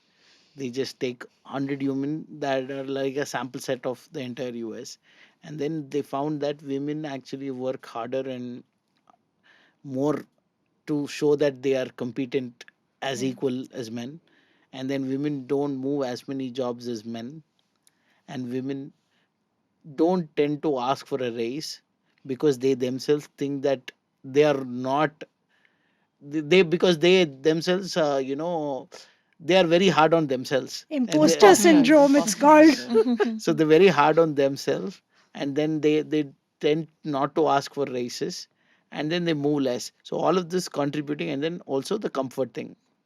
So they will much rather prefer a less commute, less taxing. Teacher is a favorite job. uh, so It these is are no all more. things, not generally. Once you reach leadership, it doesn't matter which kind of profile you are in, but then this is what are things that have been observed, and probably those are all things, and especially in STEM, right, Shweta? And like, women are more people oriented, men are more things oriented. Technology tends to be more things oriented than people People oriented, oriented, at least till absolutely. now. But Now things are things are changing. changing. Things Things are are changing. changing. Things are Yeah, changing. women And even DNA is made financial that way. literacy has increased a lot. So I'm associated with Society of Women Engineers, and every year we organize one webinar which talks about investment, personal investment. So, everybody is a corporate woman. They know what is an SIP, they know what is a mutual fund, they know that they have to pay their taxes, but also to understand what all options they have, and a little bit introduction. So, a lot of these communities of women are actually imparting those knowledge by organizing such webinars and lecture series. I like the initial contribution part that both of you mentioned, that I said when I reach out to people, I feel that there are less women in the technology space for me to do it. And then you said you have access to, like a plethora of women techies who are leading and making waves in Yes, this space. And, we would love to have them to be a part of our future episodes, and absolutely. that is there. And so, Gauri, now coming to, now I'll put you on a spot, okay? Okay. So so as in this 4 5 day work week, 8 hours work day has been there for 100 years, more than 100 years. Henry Ford invented it for his factory workers. Exactly. It's been there for 100 years, and when he introduced it, there was severe backlash against him, and people were working whenever there was daylight. So when he introduced it, and it's been for 100 years, and productivity and efficiency gains have gone leaps and bounds ahead. And one of the key important things is that given somebody has to shoulder family responsibilities and all of that, right? So the kid coming and going to school, and then career around that typically tends to be offloaded to the woman. So this is what happens. Is it time we move towards, like, say, a 9 to 3 3 day work week, so that So, so I think, absolutely we need to look at flexible working. We talked about, work life harmony. And like you said, the 8 to 5 was invented in the, industrial age. It was fit for purpose then, but things have moved significantly. Um, you know, Women were staying at home, looking after, children, and it was okay for the man to go out and do it. But now with women working and having, and both men and women having to shoulder the responsibilities of the personal life as well as work life, I think it's very important that we enable more flexible working hours or policies. um, I think the other aspect of it is it actually helps improve productivity because you're Absolutely. able to manage. You don't have those pressures of I'm at work, but my child is school bus. I need to track it. Where is it? Has it come back? Has my child come back? I can be home and I can catch up. And like I mentioned earlier, technology is a great enabler in actually making that happen through your collaboration, your communication tools. Just software development can all be done remotely, peer working, everything can happen. So we definitely need to move away. Are we there yet? I don't think so. Are we moving towards that? Definitely. um, can organizations, so there's a lot of change that needs to happen, in policies, whether it's organizational policies or even government policies. We need to look at the culture at the company to make that enabled. I mean, I still hear of managers who want their staff to be or employees to be sitting right next to them, or if somebody leaves early, then there's a bit of an issue because they had a personal commitment or an urgency. So you know we need to move ahead. It will take some time before that happens. Does it have its drawbacks? I think, obviously there are some challenges that we need to overcome. Not all roles 100% of time can be in that flexible. You have a customer facing role or you have other things. There is obviously, things around, y- the coordination and collaboration does come with a cost around, managing people who are in different shifts or different time zones or different, work patterns. So there are challenges to overcome, but I think we'll get there. So another follow-up question, right? So a friend of mine is working in Salesforce. Okay. So for him, how it is, it's more like a value-driven objective. Yeah, It's not whether you show up for 8 hours. absolutely. It's like this is the task that is given to you. This is the Yeah. time that I've estimated it. If you're efficient, you can complete it faster. Well and good. Go ahead, do it. If you are not efficient, you need the full time, go ahead with it. If you need a re-estimation, we'll do it. So that is how it is, and no manager there is like, why have you not shown up, what is there? And then there is his manager sitting in the US calling him and like, it's been a month and a half, you have not taken any leaves, what happened to you? When are you taking your leaves? And then like, there is a team member of my friend who is online at 11:30. Call gets to the manager and he's like, the US manager calls him and he's like, hey, that guy is at 11:30 working. Does he have any issues with working? Is he not able to complete something? Does he need our help? So that is the whole thing. And within the same organization, there are other people that come from, let's say, a More services traditional, background. yeah, They are like, I need the team to be here. yeah, I Yeah. need it to be in front of me. I want you to log 8 hours. yeah. I want timesheet. I want this, that, and all. So that is, so this is a common concept because services companies are paid by the hour. Correct. Yeah. So the more the hours they work, the more the money they make. So it's in sync. But then, especially in the GCC thing, right? The culture is the US company. It is not everywhere. There are pockets. Again, see, it's also a lot which is so. One is the company, whether it's your mothership in the US or UK or wherever, are they supportive to, kind of flexible working? My companies, fortunately, have been very supportive. Uh, Having said that, within those companies also, you'll have managers who will have that, like you said, to say, I need somebody sitting next to me, I need that 8 hours to be clocked in. How do we continue to propagate that culture and that mindset? I think is key. To say that we need to move to what you said, more value based objectives. To say, this is, I mean, my organization currently, we have people signatures that say I work on a flexible work schedule and I might be logged in at late at night and sending you emails. Please don't feel pressure to respond. Or I mean, I've said it very long, but it's very nicely said. So people actually put it to say that, it's fine. And we're encouraged to actually do that. I encourage my team to do that, to say that, this is when, so we have, a stand up every day. Typically everybody logs in at that time. But if you need to log off to take off, your personal commitments, you want to log back in later, there's certain things that need to be done by a certain time. As long as you're meeting that, it's fine what you do. So I think we need to propagate that, but there are lots of barriers. There's a lot of mind shift that needs to happen. There's a lot of cultural change that needs to happen across. I have a slightly contrarian view on this. Mhm. So that's good for an individual contributor role where you have teams to work together and collaborate. It becomes a challenge to manage such flexible work schedules.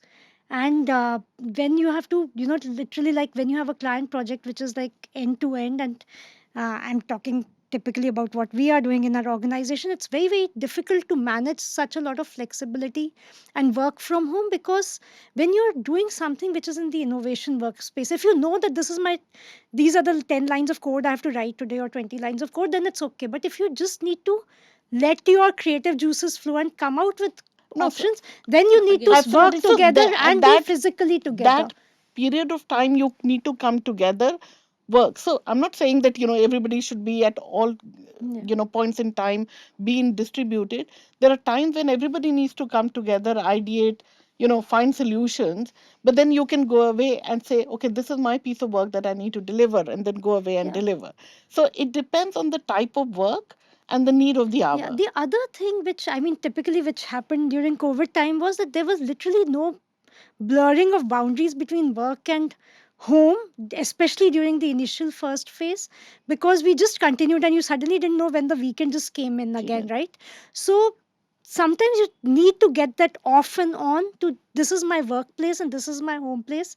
And yes, I will carry my thoughts and my, I mean, I'm the same person, but at least, There was no switch off yeah, that there's a, happened. yeah. Yeah. So that I Yeah. feel is an important But thing which that's a happened. personal boundary that I feel people need Yeah. to, So we are all drive. learning, we We are are all all learning. adapting, but It's changing, yeah, but and we'll learn, we'll make mistakes and we'll I learn. think there's no thumb rule. yeah, It There's no depends thumb from rule. industry to industry, services to products to Roles designing to Yeah. to, roles. yeah. yeah. Yeah.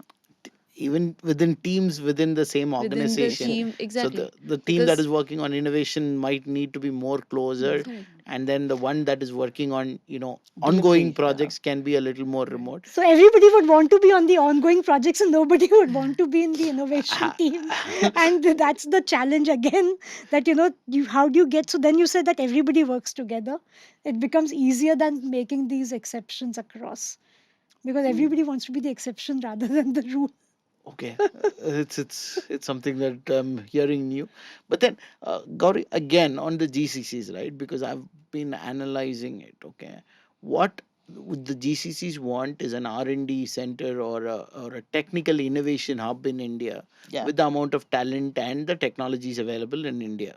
Yeah. But then they set up an office, and then they end up hiring somebody from a top IT major who all his life has done only a timesheet management and revenue sheet management based on the number of hours and the number of Which heads. GCCs are hiring people like that? Tell me. So no, I Sorry, that was controversial. I'll not tell the names, but so then they expect him to come and handle this GCC, and then that becomes a smaller emphasis, a smaller TCS. Yeah, and I mean, personally, again, I wouldn't agree with that decision. I think it's not the right way to go. So I think when you're setting up an R&D and you're setting up an innovation hub, you need to make the right hires who actually you know enable innovation. Who let people be, because I mean, fortunately or unfortunately, and more so with innovation, things take time. You can have an idea and you can find a solution, but sometimes you just need to ideate. You need to fail fast. You need to have there's a method to that madness as well. So you need to find the right people. Now if there's somebody who's only doing timesheets and who's got this um, schedule on which you need to do things, unfortunately it doesn't work to that schedule. So I think we need to look at it differently if people are doing that. I mean, I know organizations that I've worked with. When we have innovation, we truly have innovation. We find solutions to problems. We find, in fact, we build in fact, I'd build what we call a T hub, a technology hub. And we actually had all the bells and whistles as well to enable that creative juices to flow. And yes, the projects need to have an end state, to say that I need to find a solution to X, or I need to develop these type of products. And this is the timeline that I'm looking at. It's a stake in the ground, but it's not, hey, analysis, design, all that. Because if you go with that regimented thing, you'll find something that's, not the best solution. You can get lucky, but not necessarily. So finding rather than finding this talent should these companies that are setting up GCCs should bring a cultural ambassador from their existing organization, and because the culture promulgates from the top, right? So whatever your beliefs are generally tend to be the organization's Yeah. beliefs. So you know there are people like that who are here, No, but there are enough people here. You've got a lot of people who are very creative, very innovative. I mean, she's driving an AI thing. I mean, let's say somebody from her organization who's actually working there, or even, sorry, and I don't mean to say you, but at some point in time, you want to say, I want to go back to a corporate career. I mean, she'd be a perfect fit to go back and lead those. So we need to be open to, I don't have to get somebody who's at a certain state, has a title attached to them that he's leading 500 people in, and is called a director something. You have to be open to get. And now I see a lot of companies are getting a lot of young talent to actually come help set this up. Gotcha. So Shweta, now coming back to you, right? You're an entrepreneur, you employ your employees, and then you have all these things, right? How what are your thoughts on feasibility of implementing these flexible work hours and then customizing it for every employee based on their needs? So, as I said, flexi hours to have or to not have totally depends on what work you're doing. I am into social media marketing, digital marketing, and we need the entire team to do the brainstorming when we are in the initial phase of campaign design. So we need the creative designers, we need the content writer. So I cannot say that, okay, you're in a flexible work hour, you stay home or you log in at 2 o'clock. So that discussion has to be input all hands, right? So I would say that it's very dependent on what work you are, what outcome you're looking at. But yeah, if I know that this is a big software development and this is one module which has been assigned to me and I have to write 100 lines of code and deliver by this time, I don't need anyone else to interact with. I will choose my own good time, good mind frame, sit at night after dinner and finish it in 2 hours. So I think deciding whether to give flexi hours or not is role dependent. Another thing is understanding the situation and the person's caliber before you make these kind of decisions is very important, because if that person has already proven that I have a child but I know this is my responsibility to deliver so many creatives and I'm going to do it irrespective of whatever within the timeline, then I should be able to give that flexi hours to that particular person. So very situational and very project driven approach we have to use here. Got it. So Bhavna, coming back to you, right? So how do you see this shift towards flexible work hours, especially in an industry like yours? And how do you see this evolving? So it is difficult, as I told, and especially if you're trying to build a company which is totally driven by innovation. And the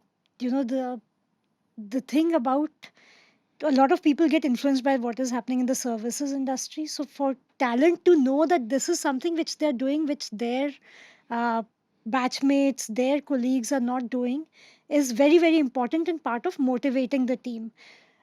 So, we have people who've joined in June this year and already they are filing their first patent. Now, their friends, their counterparts in other companies would not be thinking of a patent for the next 4 years. So, you have to tell them that, listen, if you want to make a career, if you want to build a career in this stream, in this way, then it's better that you start working together, because that's how you kind of collaborate and bring out the best. If you want to have a different kind of a career path, it's okay, and you can choose that, and then it's like uh, because there then you become a faceless, nameless person who's sitting in a team of 100 people, 1,000 people, and just doing the same job, versus being identified for what you're doing, having your name on something which is actually going to revolutionize the industry, is a completely different motivation. So for us, that flexible hours becomes a bit of a challenge, because you don't want to, as I said, that otherwise, as an entrepreneur, as a leader of the team, I'm just managing timesheets and seeing that, okay, this person is going to work from 10 to 6, this person is going to work from 8 to 4, and so this is the best time. I don't want to be doing that. So you kind of literally do the Ford approach, that okay, everybody has to be in office at this time to this time, because you're all working together on something which is different. And the other thing which I've seen, and that's again, a lot of women leaders here, uh, when I was growing up in my working life, we used to work late. We used to be like, driving back at 4 a.m. in Delhi winters, back home from Gurgaon to Delhi, uh, because you wanted to make a career. Now I've seen a lot of women, especially, don't want to get into, they want to have it easy. despite the fact that they are they've really done well. I mean, they've studied well, but they just, after they've studied, they just don't want to bring in that kind of a commitment, that kind of a passion into their careers, because they think that acha, in the next 2 years or 3 years I'll get married, and my I I don't think know that what was my. the situation long time Long back. time, But I It thought is the but not the I've same. seen it. situation I'm now. seeing it even in women who we are hiring right now, and they're coming from There the could best be of the some institutes. there could be They're coming some from the exceptions, but I IITs. think there is a shift. Yeah. Women Yeah. are not easy with their careers. They want to do it, meaning they want to do it irrespective of the But situation. like even from IITs, we are hiring from. But I just feel that for them, a career is still something they feel that okay, once I get married and depending on my life partner who is going to be there, I'll take a more informed decision on my career rather than putting it Fe- up front right now. I So don't know. I Even I've I not That's feel a not been experienced. my Yeah, change. Yeah, that's experience. even not not been my me. experience because I Yeah. have my friends' daughters who are all, Right, right. only planning what they Exactly. want to do and where they want to study. They're just planning their career. There is no discussion about, okay, I'm going to be 23, I'm going to get married if I'm going to Right, be in right. Hong Kong. They're not even There talking about it. is Like no married people are discussion also at not all. talking that no, अच्छा अभी career break आएगा because I might conceive in Yeah, a year no. or So Yeah. two. I'm yes. talking. So okay, my friends' kids are a different breed because they're coming from a different generation. I'm talking about uh, people who are coming from the smaller towns who we are hiring, and they are coming to the city, I mean to Bangalore or something, is a slightly different mindset still, and that's So what we are no, I facing think as an then you organization. need to explore more, because I used to manage university programs at Renesas Electronics, and when I went to cities like Karaikudi and Trichy and went to the colleges and the labs there, I had more women doing hand soldering than men there. Entire like despite of technology, they were so precision soldering, like everything was done manually and all women working there, all engineering folks. So So I think the things have changed, and it's Slowly only changing, yeah, yeah. it's yeah, changed. It is changing, and you'll see a lot of people on shop floor. There were no women yes, working yeah, in the no, there are. manufacturing and production. Now you have so many Mhm. women doing Yeah, that so work. there are factories I visit, like because our work requires us going to manufacturing places.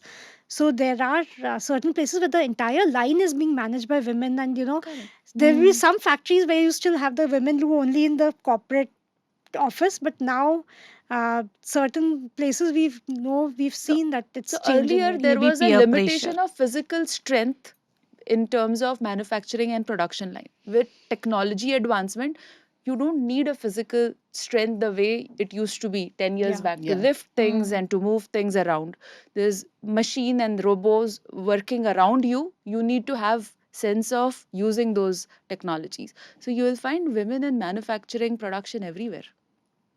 So In our institute, what I observed, they are seeing others' experience. So if manufacturing mechanical student, she is seeing that, oh, I should have shifted to computer because work from home I'll get, and that's what they create their mindset. yeah, Even their parents say, oh, why you are going for that job, yeah. internships.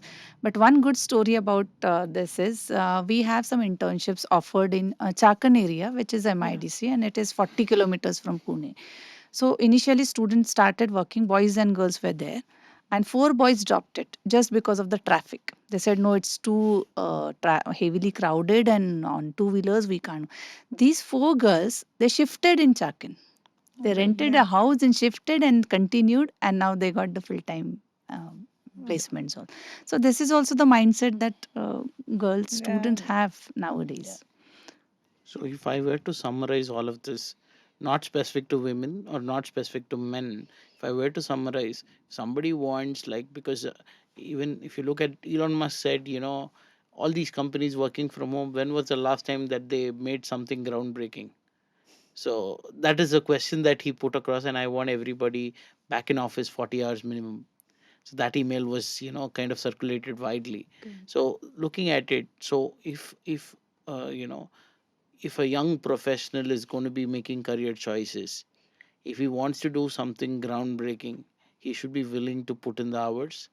If he wants to, have a work and a life and wants the work to support his life, probably take up a more corporatish or big Fortune 500 kind of job.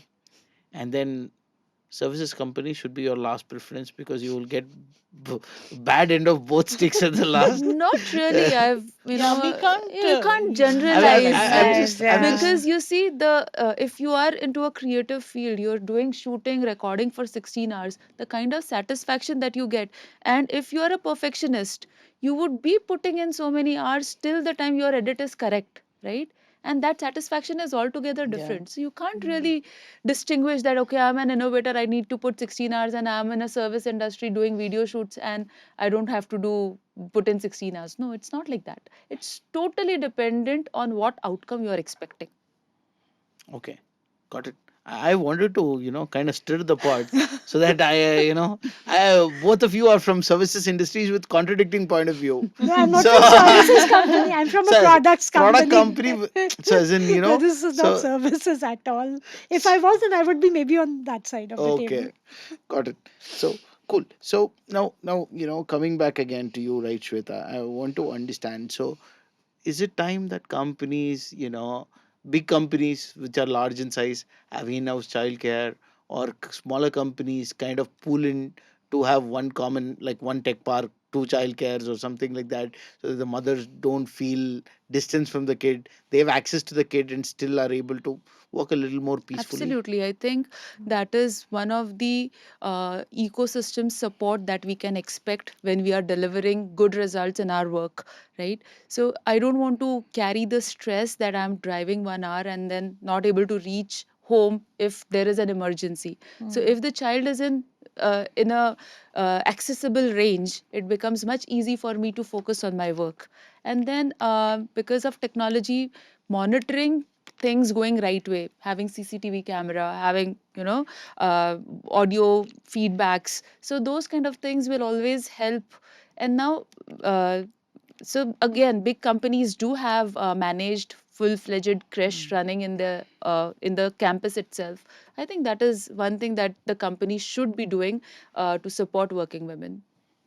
I, if I might just add to that, I think, besides the big companies, I mean, I'm a strong supporter that, every company should have some childcare facilities. Correct. Obviously, it comes at a cost. There are regulatory issues around it.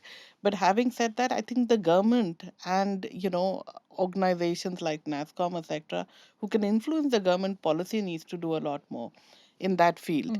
Whether it is through tax breaks or subsidies, how can you encourage more women in the workforce and have policies and encourage companies to adopt?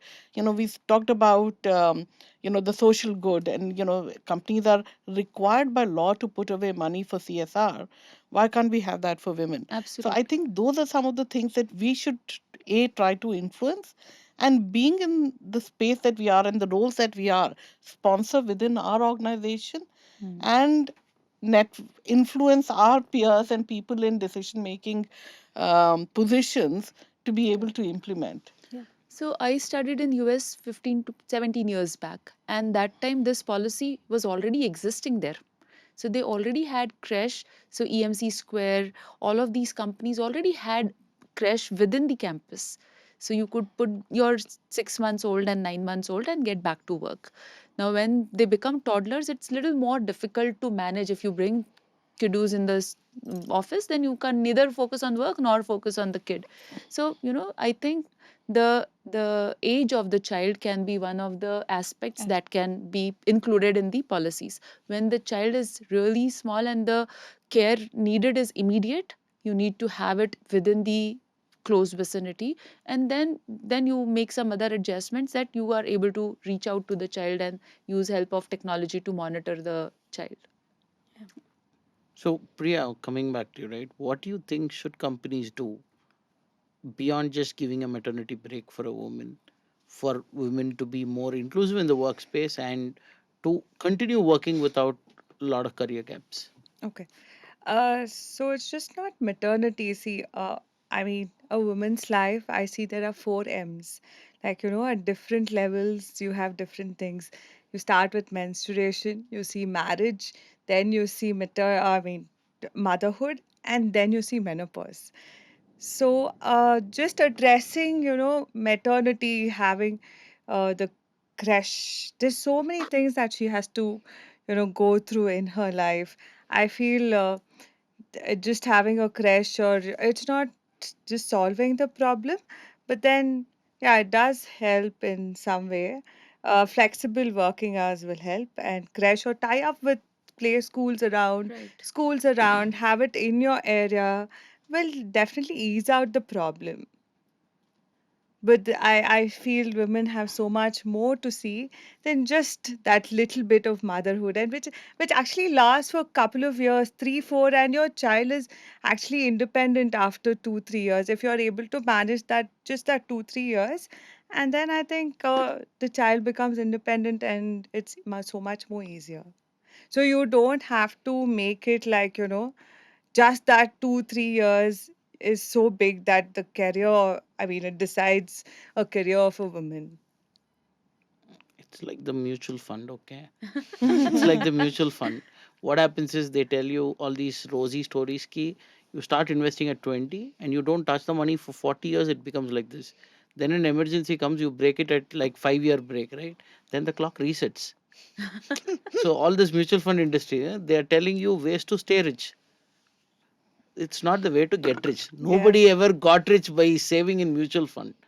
All these fancy crore number and all, right? correct. It's provided that you don't get any emergency in your life for 40 years and you Exactly. keep putting So the it's same like you money in. just talk about one part of your, that's there, but there are so many things in your life. It's just not a woman, even a man. There's so many things that even he goes through. I'm sure he will use the creche in I'm a HR, Yeah. and so many of the women, single parent, they used to use the creche, the play school. They used to bring their kids to.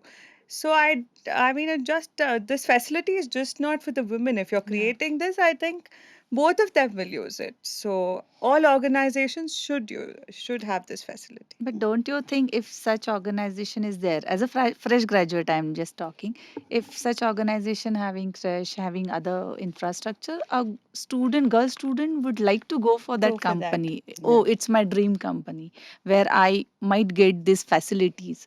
I don't So know if that is it decides as That my is not dream the deciding. company. okay? Yeah, I don't. I mean, It's when I an chose my yeah. Might be. career, I didn't see that as a Deciding facility factor. deciding Or maybe factor. a Yeah. career gap that she takes. But because No, of a this fresher doesn't facility, think so I. much कि बच्चा होने के बाद क्या होगा. Yeah. वो So जब Fresher yeah, बच्चा thinks कि होने वाला होता है, that is when they think That हाँ. is think the maybe thing. if I after need to Right. change, marriage No, or no. yeah. After something. marriage, I'm like, if maybe like if this is my dream company, but because if I have kids, it may not support me, so I need to shift with my husband to Bangalore city rather than Pune. I So don't there is know a Yeah, if that career. makes women sense. think, that about it so long Yeah. for one, and it's really not, you know, it's a dream job is very, very Very different, different. and companies, not all companies, they really publicize this. In fact, according to the state laws here, after 50 people, every company has to have a tie up with a childcare center. So that's the government mandated thing in Karnataka as well. And I'm sure other uh, states have their own laws. So it's like, it's already kind of taken care of. But I have my personal story to share here. So I started working as journalist for Electronics for You magazine, and we were doing a design conference. So one of the sponsors said that we are looking for a Marcom person. Would you be interested? So they called me for interview, and then I went for the interview, and I said that I am maybe pregnant. They're like, "What do you mean maybe pregnant?" I said, "I'm just waiting for my results. Maybe I'm pregnant, so I can't join you full time." So they're like, "Okay, we'll give you work from home contractual position." I joined the company as a contract employee, full time contract employee. They knew I would go on maternity. They expected me to just answer the emails or do the research online and deliver what was needed. After a year, they said, Shweta, now you have become too flexible. There are certain operational things which might need immediate attention, like isko ye bhejna hai, you have to design this creative and send it across, you have to write this email. So I started doing 4 hours dedicated, like 11 to 2, I'll be logged in. If all the operational issues, I will do it and solve the things. After a year, I started going 2 days to office. And after 3 years, I took full-time position in Bangalore with the same company. Yeah. So I spent 3 years. There could be a salary dip in that. But I think that is what I chose because I decided my priority that time. Got it. So when you said the four M's, right? The reason we focused on the middle two M's is because that is when you are at the peak of your career, Career. and also because menstruation happens much before. So marriage and maternity happens during the peak phases of your career. Career. By the time you reach menopause, you're already established or you've taken a break. But you So, always have something to manage. there is something to Another Right? manage. You M. have something parallelly going on every time. Yeah.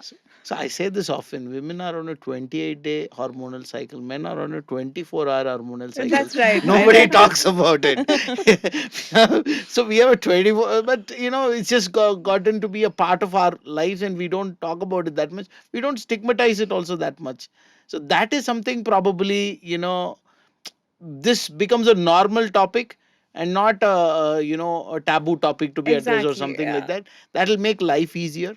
So that is what and then I want to kind of come back to you, Bhavna. So as someone who doesn't have children, how do you perceive the importance of companies supporting working parents? How does it impact the workplace culture? Oh, so for me, it's a different circumstantial thing, but I think it is very, very important because I've seen how uh, women in my life who've had a career and how companies have taken care of them. So, like, my mother was a working parent all through, and it becomes very important for any organization. And I wouldn't say it's only for women, I think for men as well.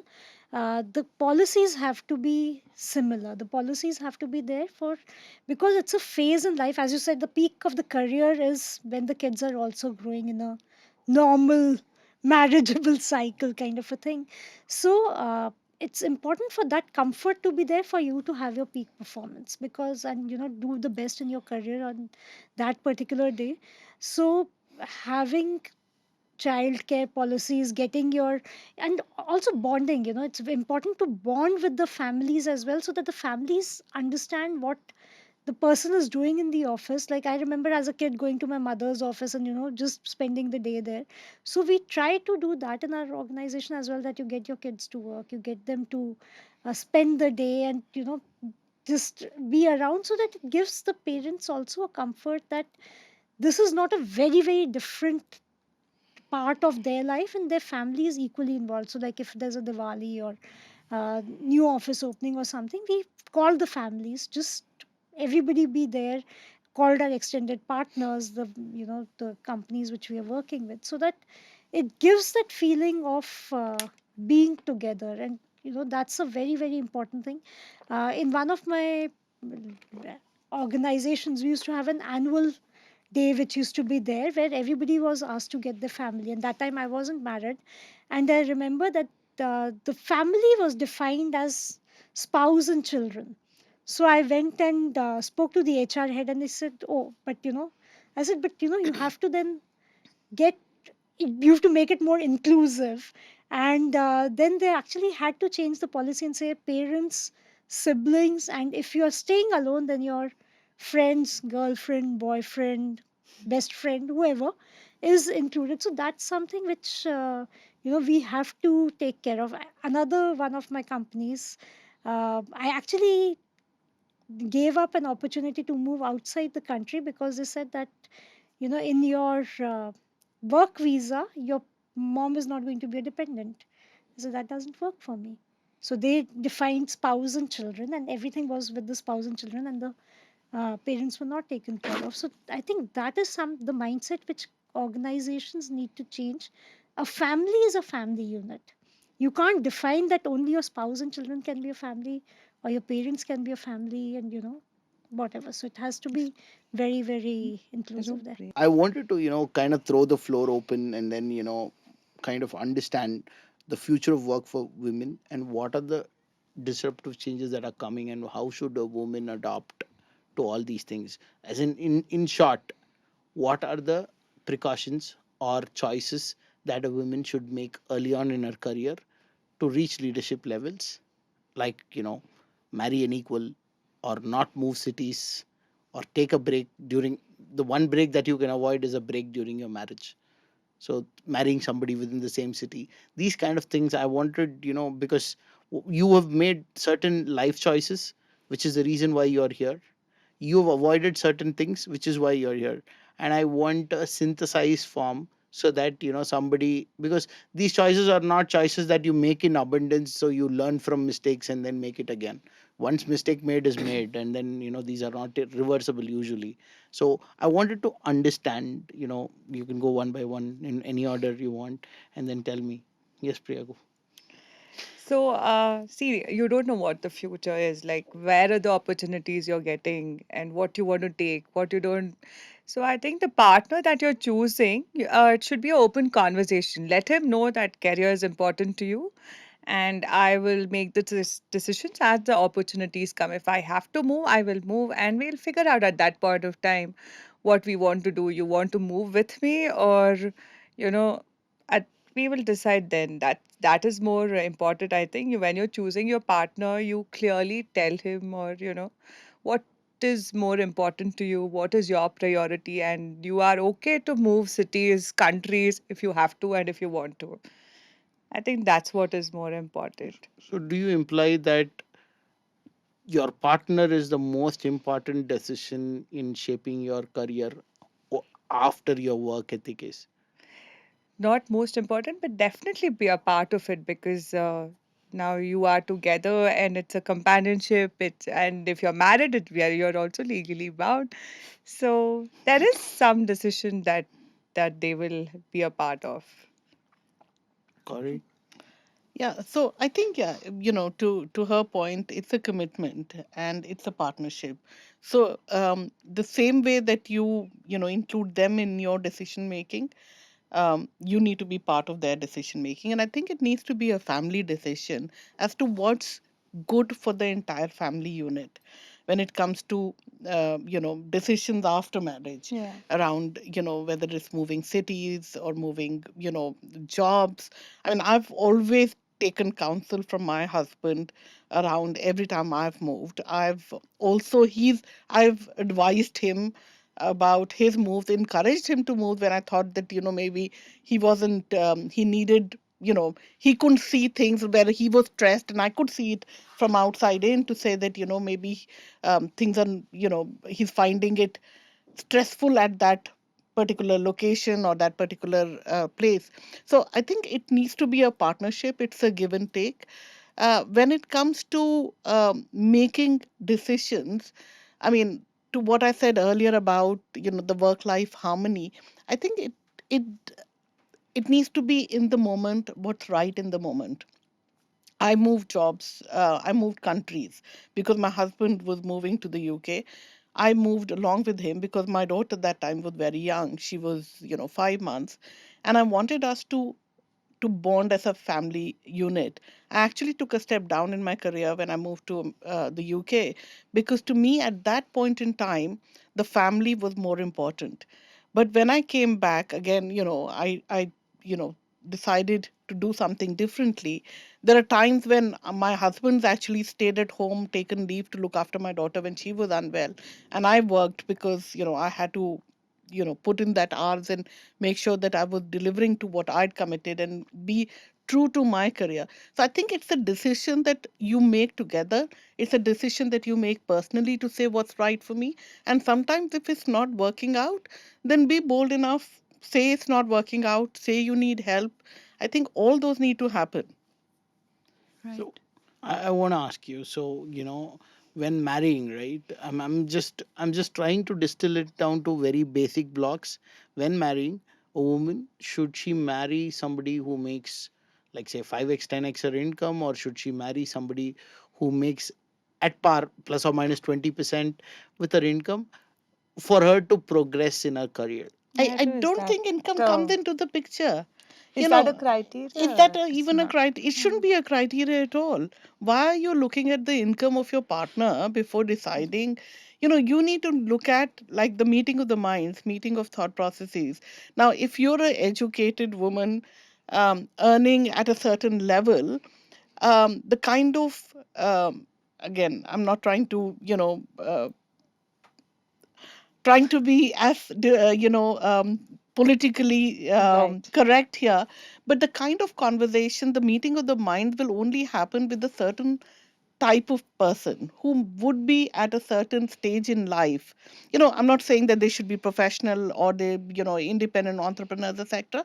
But, to say that today I'm in a corporate world at a certain position, and then maybe I'm gelling with somebody who is in a totally different field, who's more creative, who's a singer or who's something. As long as there's a meeting of the mind and they can support and help the other grow, it's fine. Why should a income even come into the picture? One thing I'd like to observe here is that all of you chose your partners here. And I'm talking to that tier 2 city girl who is sitting in an engineering college, still having forced to wear a dupatta every day to college. That person who is going through an arranged marriage system, and when the parents are telling her, you marry somebody who makes 10 times your money, that person, when that person is making that decision, what should she know that her parents don't know, that her circle doesn't know, that that will help her make that decision? I think, Gautam, the first decision the girl has to take whether her career is a priority or a option, because everything else will start falling in place according to that, right? So if you say that my career is a priority, you will find out the guy, you will speak to that person upfront that this is the kind of partner I am looking at. Because if she herself keeps her career as an option, she will bend down to the kind of person her parents are wanting her to get married to. And that is very, very important, that girls in tier 2 cities, tier 1 cities, tier 3 cities start saying that, okay, if my career is an option, I mean, so either my career is a priority, you decide to do that upfront, and then everything falls in place according to that. It doesn't, I mean, it's not that I didn't have pressure to get married and when I was younger, but I was very clear that where I wanted my career to be and what is the kind of person I want to get married to. That's why when I found a person, it didn't take me time, right? So that decision is the girl's own decision, and she has to make sure that the family aligns to it. Income level, whether a lot of people get married into a business family when they want to have career aspirations, and then they have to, because of a certain framework in the marriage and the family structure, they can't pursue their career. Now, that is the option again she has taken in a manner of speaking, that okay, my career is optional, so I'm okay to get married into this kind of a family setup. So I mean, that's my two bits to this. I feel women should be just flexible to lead the life on their terms. Because, today I decide I don't want to have a career because I like that guy. After 5 years in the marriage, I might Sure. decide to have a career. So you should just let the show go on, and in that point in time, whatever suits that circumstances, be courageous enough to take a call. Because you can't stick to the same thought all your life. Correct. Today I feel I like Situation painting. changes. Yeah. Your interests change, your financial aspirations change, your goals change, everything changes with the circumstances. So I think you should just be flexible, and there is no need to stick to your decision throughout your But life. I have a slightly different point of view here, and that is that you deciding, suppose you're in a marriage and you decide that I want to do painting now and give up my career. Yes, that's a choice you're making, but then you know that your husband is you know earning so that you can take up your painting as a hobby. So, So so that's when the when when you are living together, most of your things are influenced by your partner. but will the partner be able to take that choice? Should be That's that what I'm that's saying. It's the a Be a combined. that's It's a joint the yeah combined. It's a decision. that's what joint I'm saying, decision. that flexibility should be there in No, the so there are family. now in this generation, we have seen men marry a working woman because they have to pay the EMI of Bangalore houses. They can't let go of a good girl making 1-2 lakhs a month, saying that, Acha, you stop working after we get married, because they want her to marry so that together they can achieve whatever they have decided to Yeah. achieve, right? So for either parties, so all the decisions once you get married are joint decisions. It cannot be individual decision. And if you want to take an individual decision, you have to be courageous enough to face the consequences. I think I'll just add to what Gautam was referring to say that, there's a pressure to say you should marry somebody who's 5x your income or 10x. I think this is where, to what she was saying, is that, you need to know what you want and then have the courage to not succumb to that pressure from the family to say you should be looking at 10x or 1x. And if you want to give that message to, the young girl graduates, as you call them, is, be open, know what you want. So first Yeah. know yourself, know No, what you yes. want, Want. and then speak up, Hmm. and not give in to that pressure, because ultimately you're the one who'll suffer later on. If you've given in to the pressure and you're not happy, either because you wanted to do something different, or you married into a family structure, or a partner, unfortunately, who doesn't have the same value system and the same priorities as you would like him to. So you're the one who's going to suffer, and your family will suffer who pressured Yeah. you. So be courageous, be open, be bold, and say and know what you want, and Want. then go after it. Don't marry the rich man, be the rich man. Make Love the it. man rich. No, Hello. Why make the Be man the rich? rich no, man. so Be Yeah. the Be rich the rich man. person. because she said man, I said, so make yourself as a family richer. Yeah. So Yes. that is so as in I'm I started out as a data No, but then, scientist. I've seen some people pursue their hobbies because they have good earning husbands. Yes. They have the leverage, and that's a combined decision. They chose, right? It was their choice. But They then, were Sweta, not you're forced. making your career an option. Who said But that career is is your important for everyone? Yeah, but that's that's You know, what I'm your it's saying. totally a That's why I said the choice. choice. first choice you have to make is whether your career is a priority That's what I'm saying. or It an can option. change. Yeah. In 5 years, I might decide I don't want to work at all. Like I wouldn't want to continue my corporate because Yeah. and I was doing very very well at that point of time. Then I chose to drop it for my own reasons and I chose to do the business. So I think it's all your choices It's, yeah, and and it Choices and evolves with time. yeah. satisfaction. Yeah. As I was telling, right? I'm a data scientist. So how I see it is FFX, and then what are the variables that affect? So if FFX is a woman in leadership position, what are the key variables that affect? And then in the US, egg freezing is a big thing that tech companies offer. Yeah. Should that be something mainstream so that women don't have in the back of their mind ki my biological clock is set against me, so I have to rush into these things. Probably I may not get something better I than think this. it's still, there's a lot of taboo around it. Around it. Is to say people don't know. I mean, if you speak to a lot of people, I mean, our generation, or our parents' generation, or even our generation people, they're not aware of it. They don't know what it means. Is the child going to be healthy? Will it work? Will it not work? Are there issues related with it? So I think we need to break some of those taboos to say that it's absolutely fine. Is it mainstream? It's not. I mean, to be honest, I've not heard of a single case in India right now in my circle who've actually gone and, frozen their eggs so that they can have to focus. So I think we need to surface a lot more of these stories to say that, that these are options.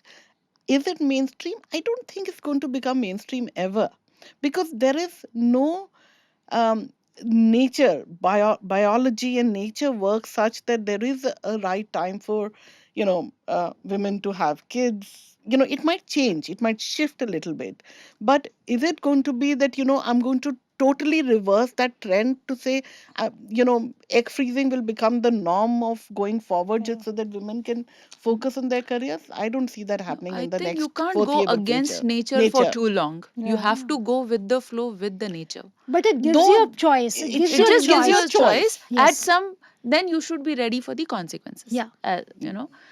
It may work, it may May not See, not work. the work. last Yeah. thing that you want is you frozen your eggs, you have a child when you are, 50. 30, 40, 50. Because when the child is going to college, or when they're older, you're already at that age where you've got one leg, hanging towards the grave. No, but the Uh, age is and also increasing yeah, now. it is Life increasing. expectancy Absolutely. is It's increasing. increased significantly. But what I'm But the saying is those energy are levels are the Energy not levels the energy are not levels, there. everything. same. The So you have to stress. be conscious of those things before you take those decisions. And It's a choice. It should be a viable choice that we offer people, and it should be left for people Yeah. to take that choice.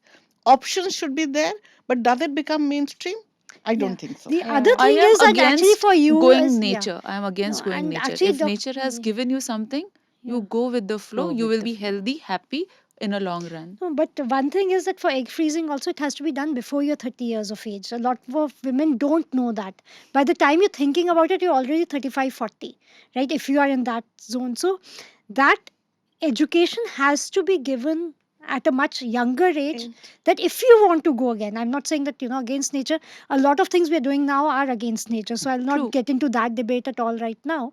But it's important that if they want to take that option, then it should be done when they're 27, 28, 29 years, when the eggs are still healthy, rather than going in for a much later stage when, and now conversations have started happening. They didn't happen when, in our age group, so to say.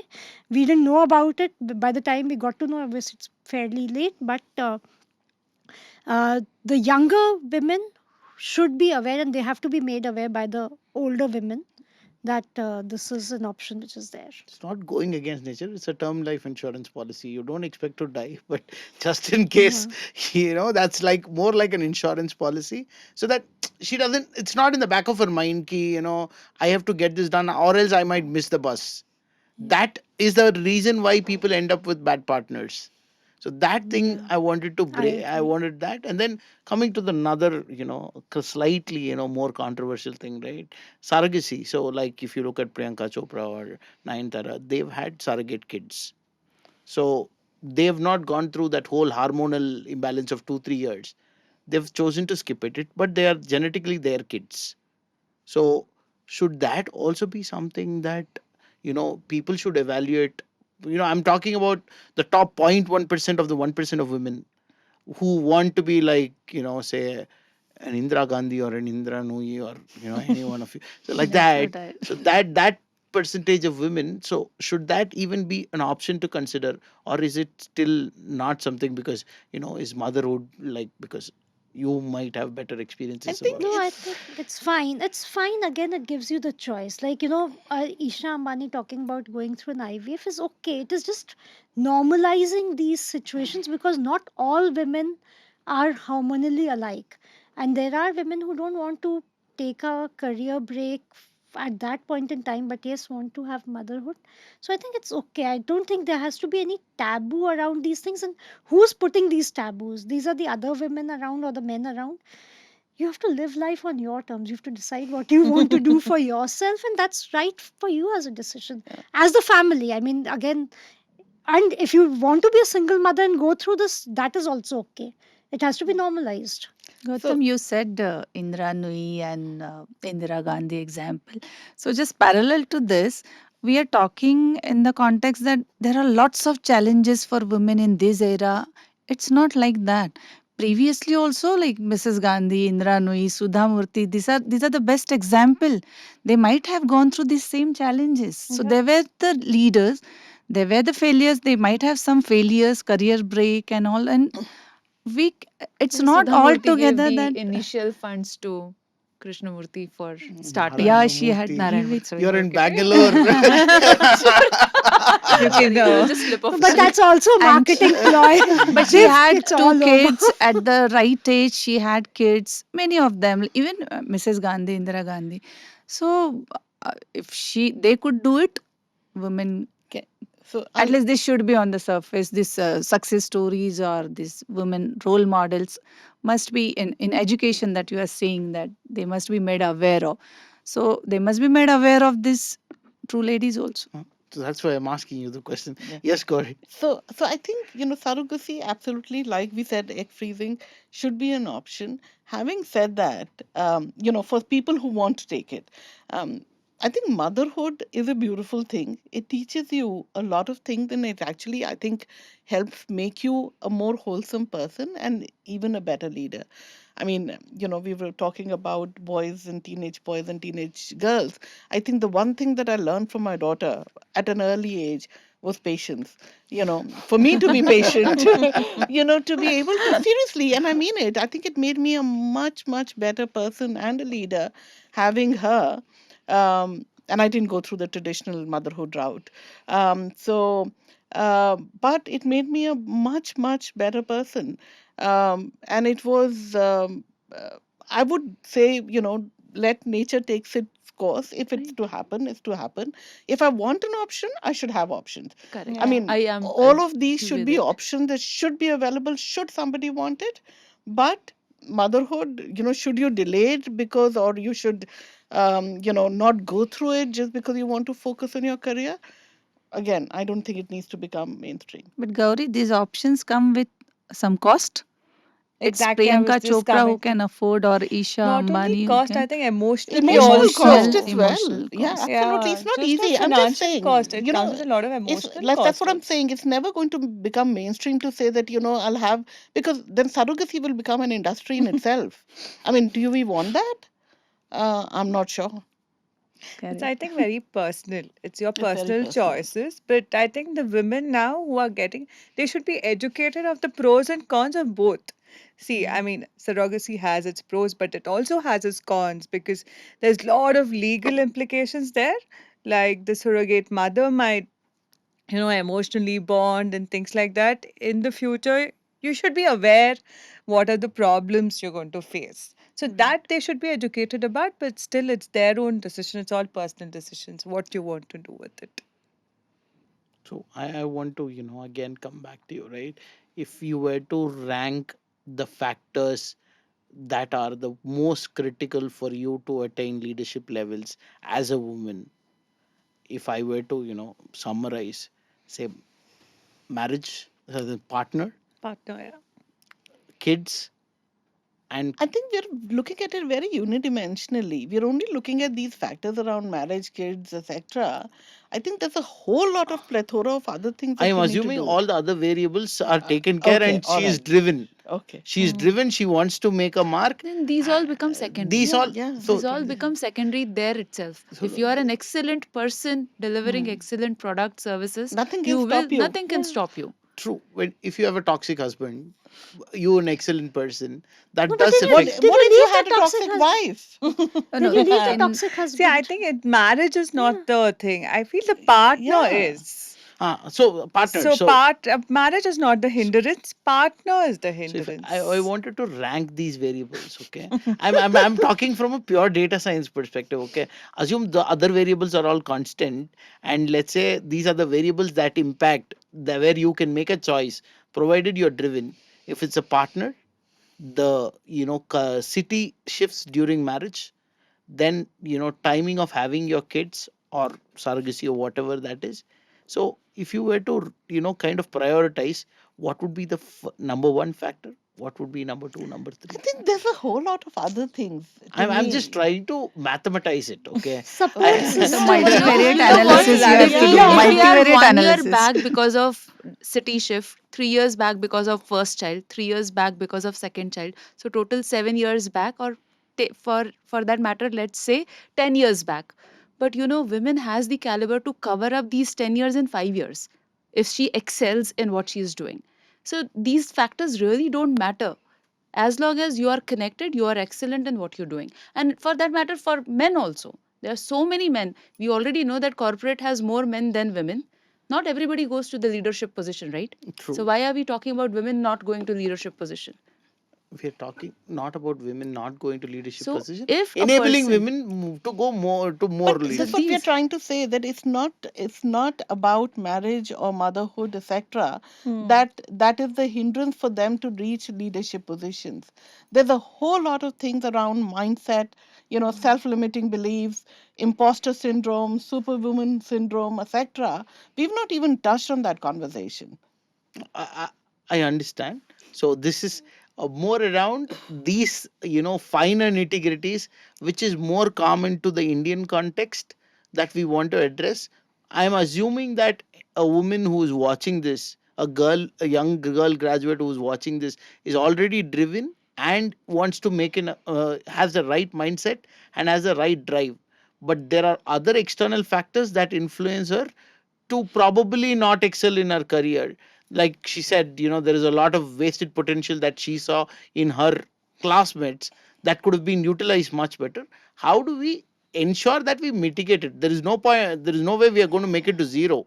But how do we reduce it or go towards reducing it is the reason. The reason I'm probing it again and again there is because let's assume all those variables are covered.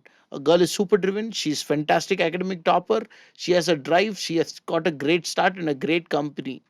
Now she's making say 15 lakhs per annum right out of college. Okay, now her parents get her like say 6 years older than her husband from the US who's on H1B and who's making let's say $200,000 a year. If And then she's already she's driven, she's already speaking up for so herself.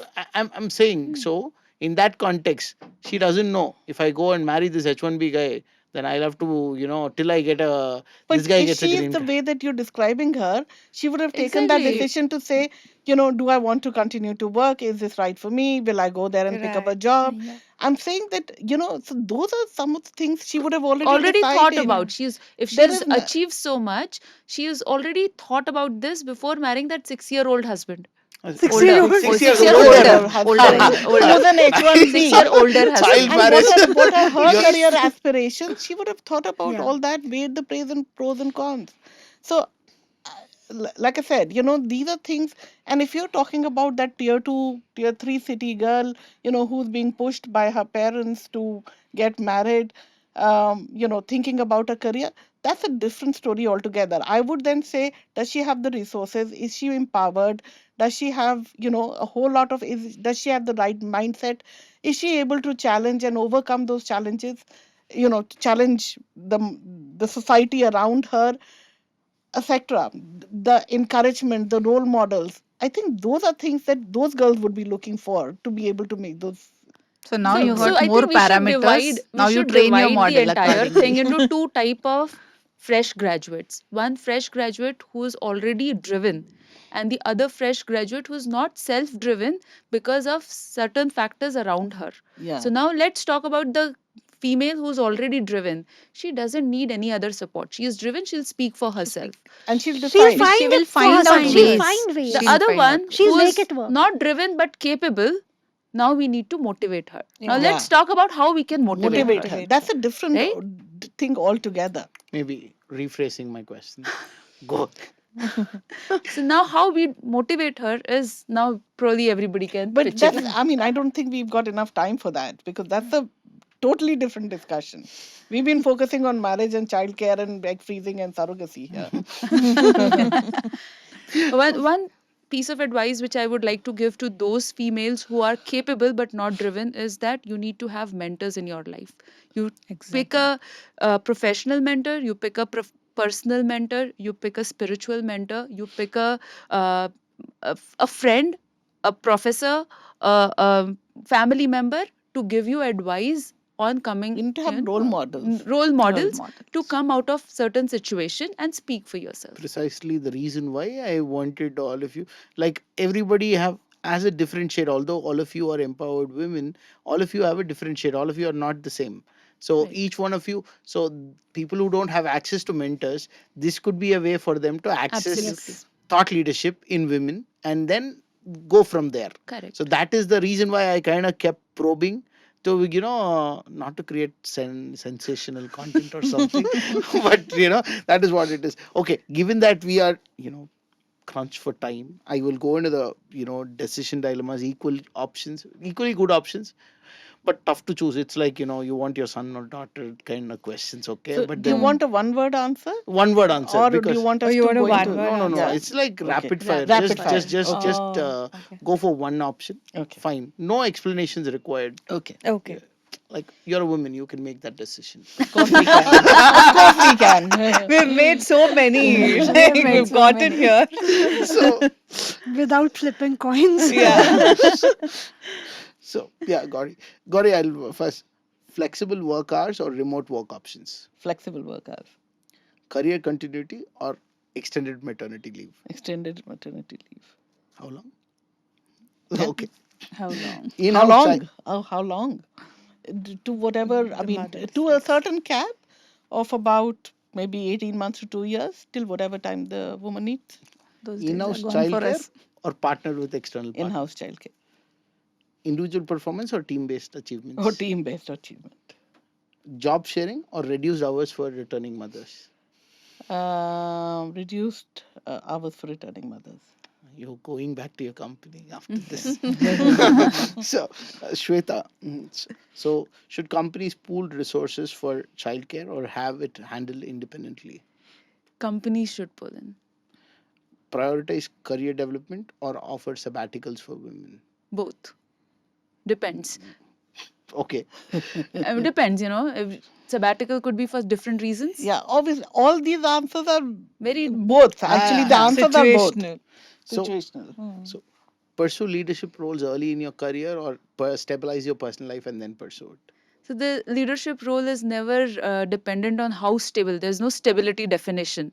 The moment you get an opportunity, you should pursue Take it. it. Yeah. No long answers, okay. Okay. Every time, I would say. Mentoring programs or leadership training for women? Mentoring programs. Flexible work schedules or additional financial benefits for working women? Flexible work schedule. Okay. Priya, for you, okay.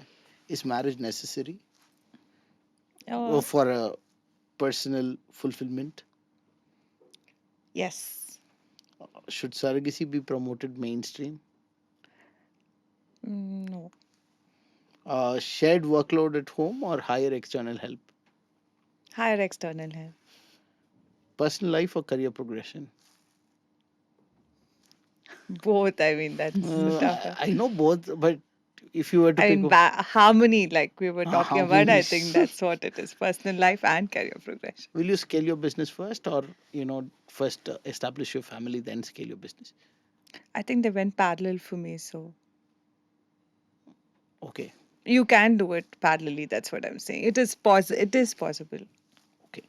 Bhavna, should women focus on their career first or balance it with personal life goals? Career first. Companies should offer support for surrogacy or extended parental leave policies.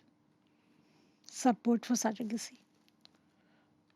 Flexible work arrangements or full time engagement 40 hours a week, not 70 hours. 40 plus hours. 40 plus hours. Okay.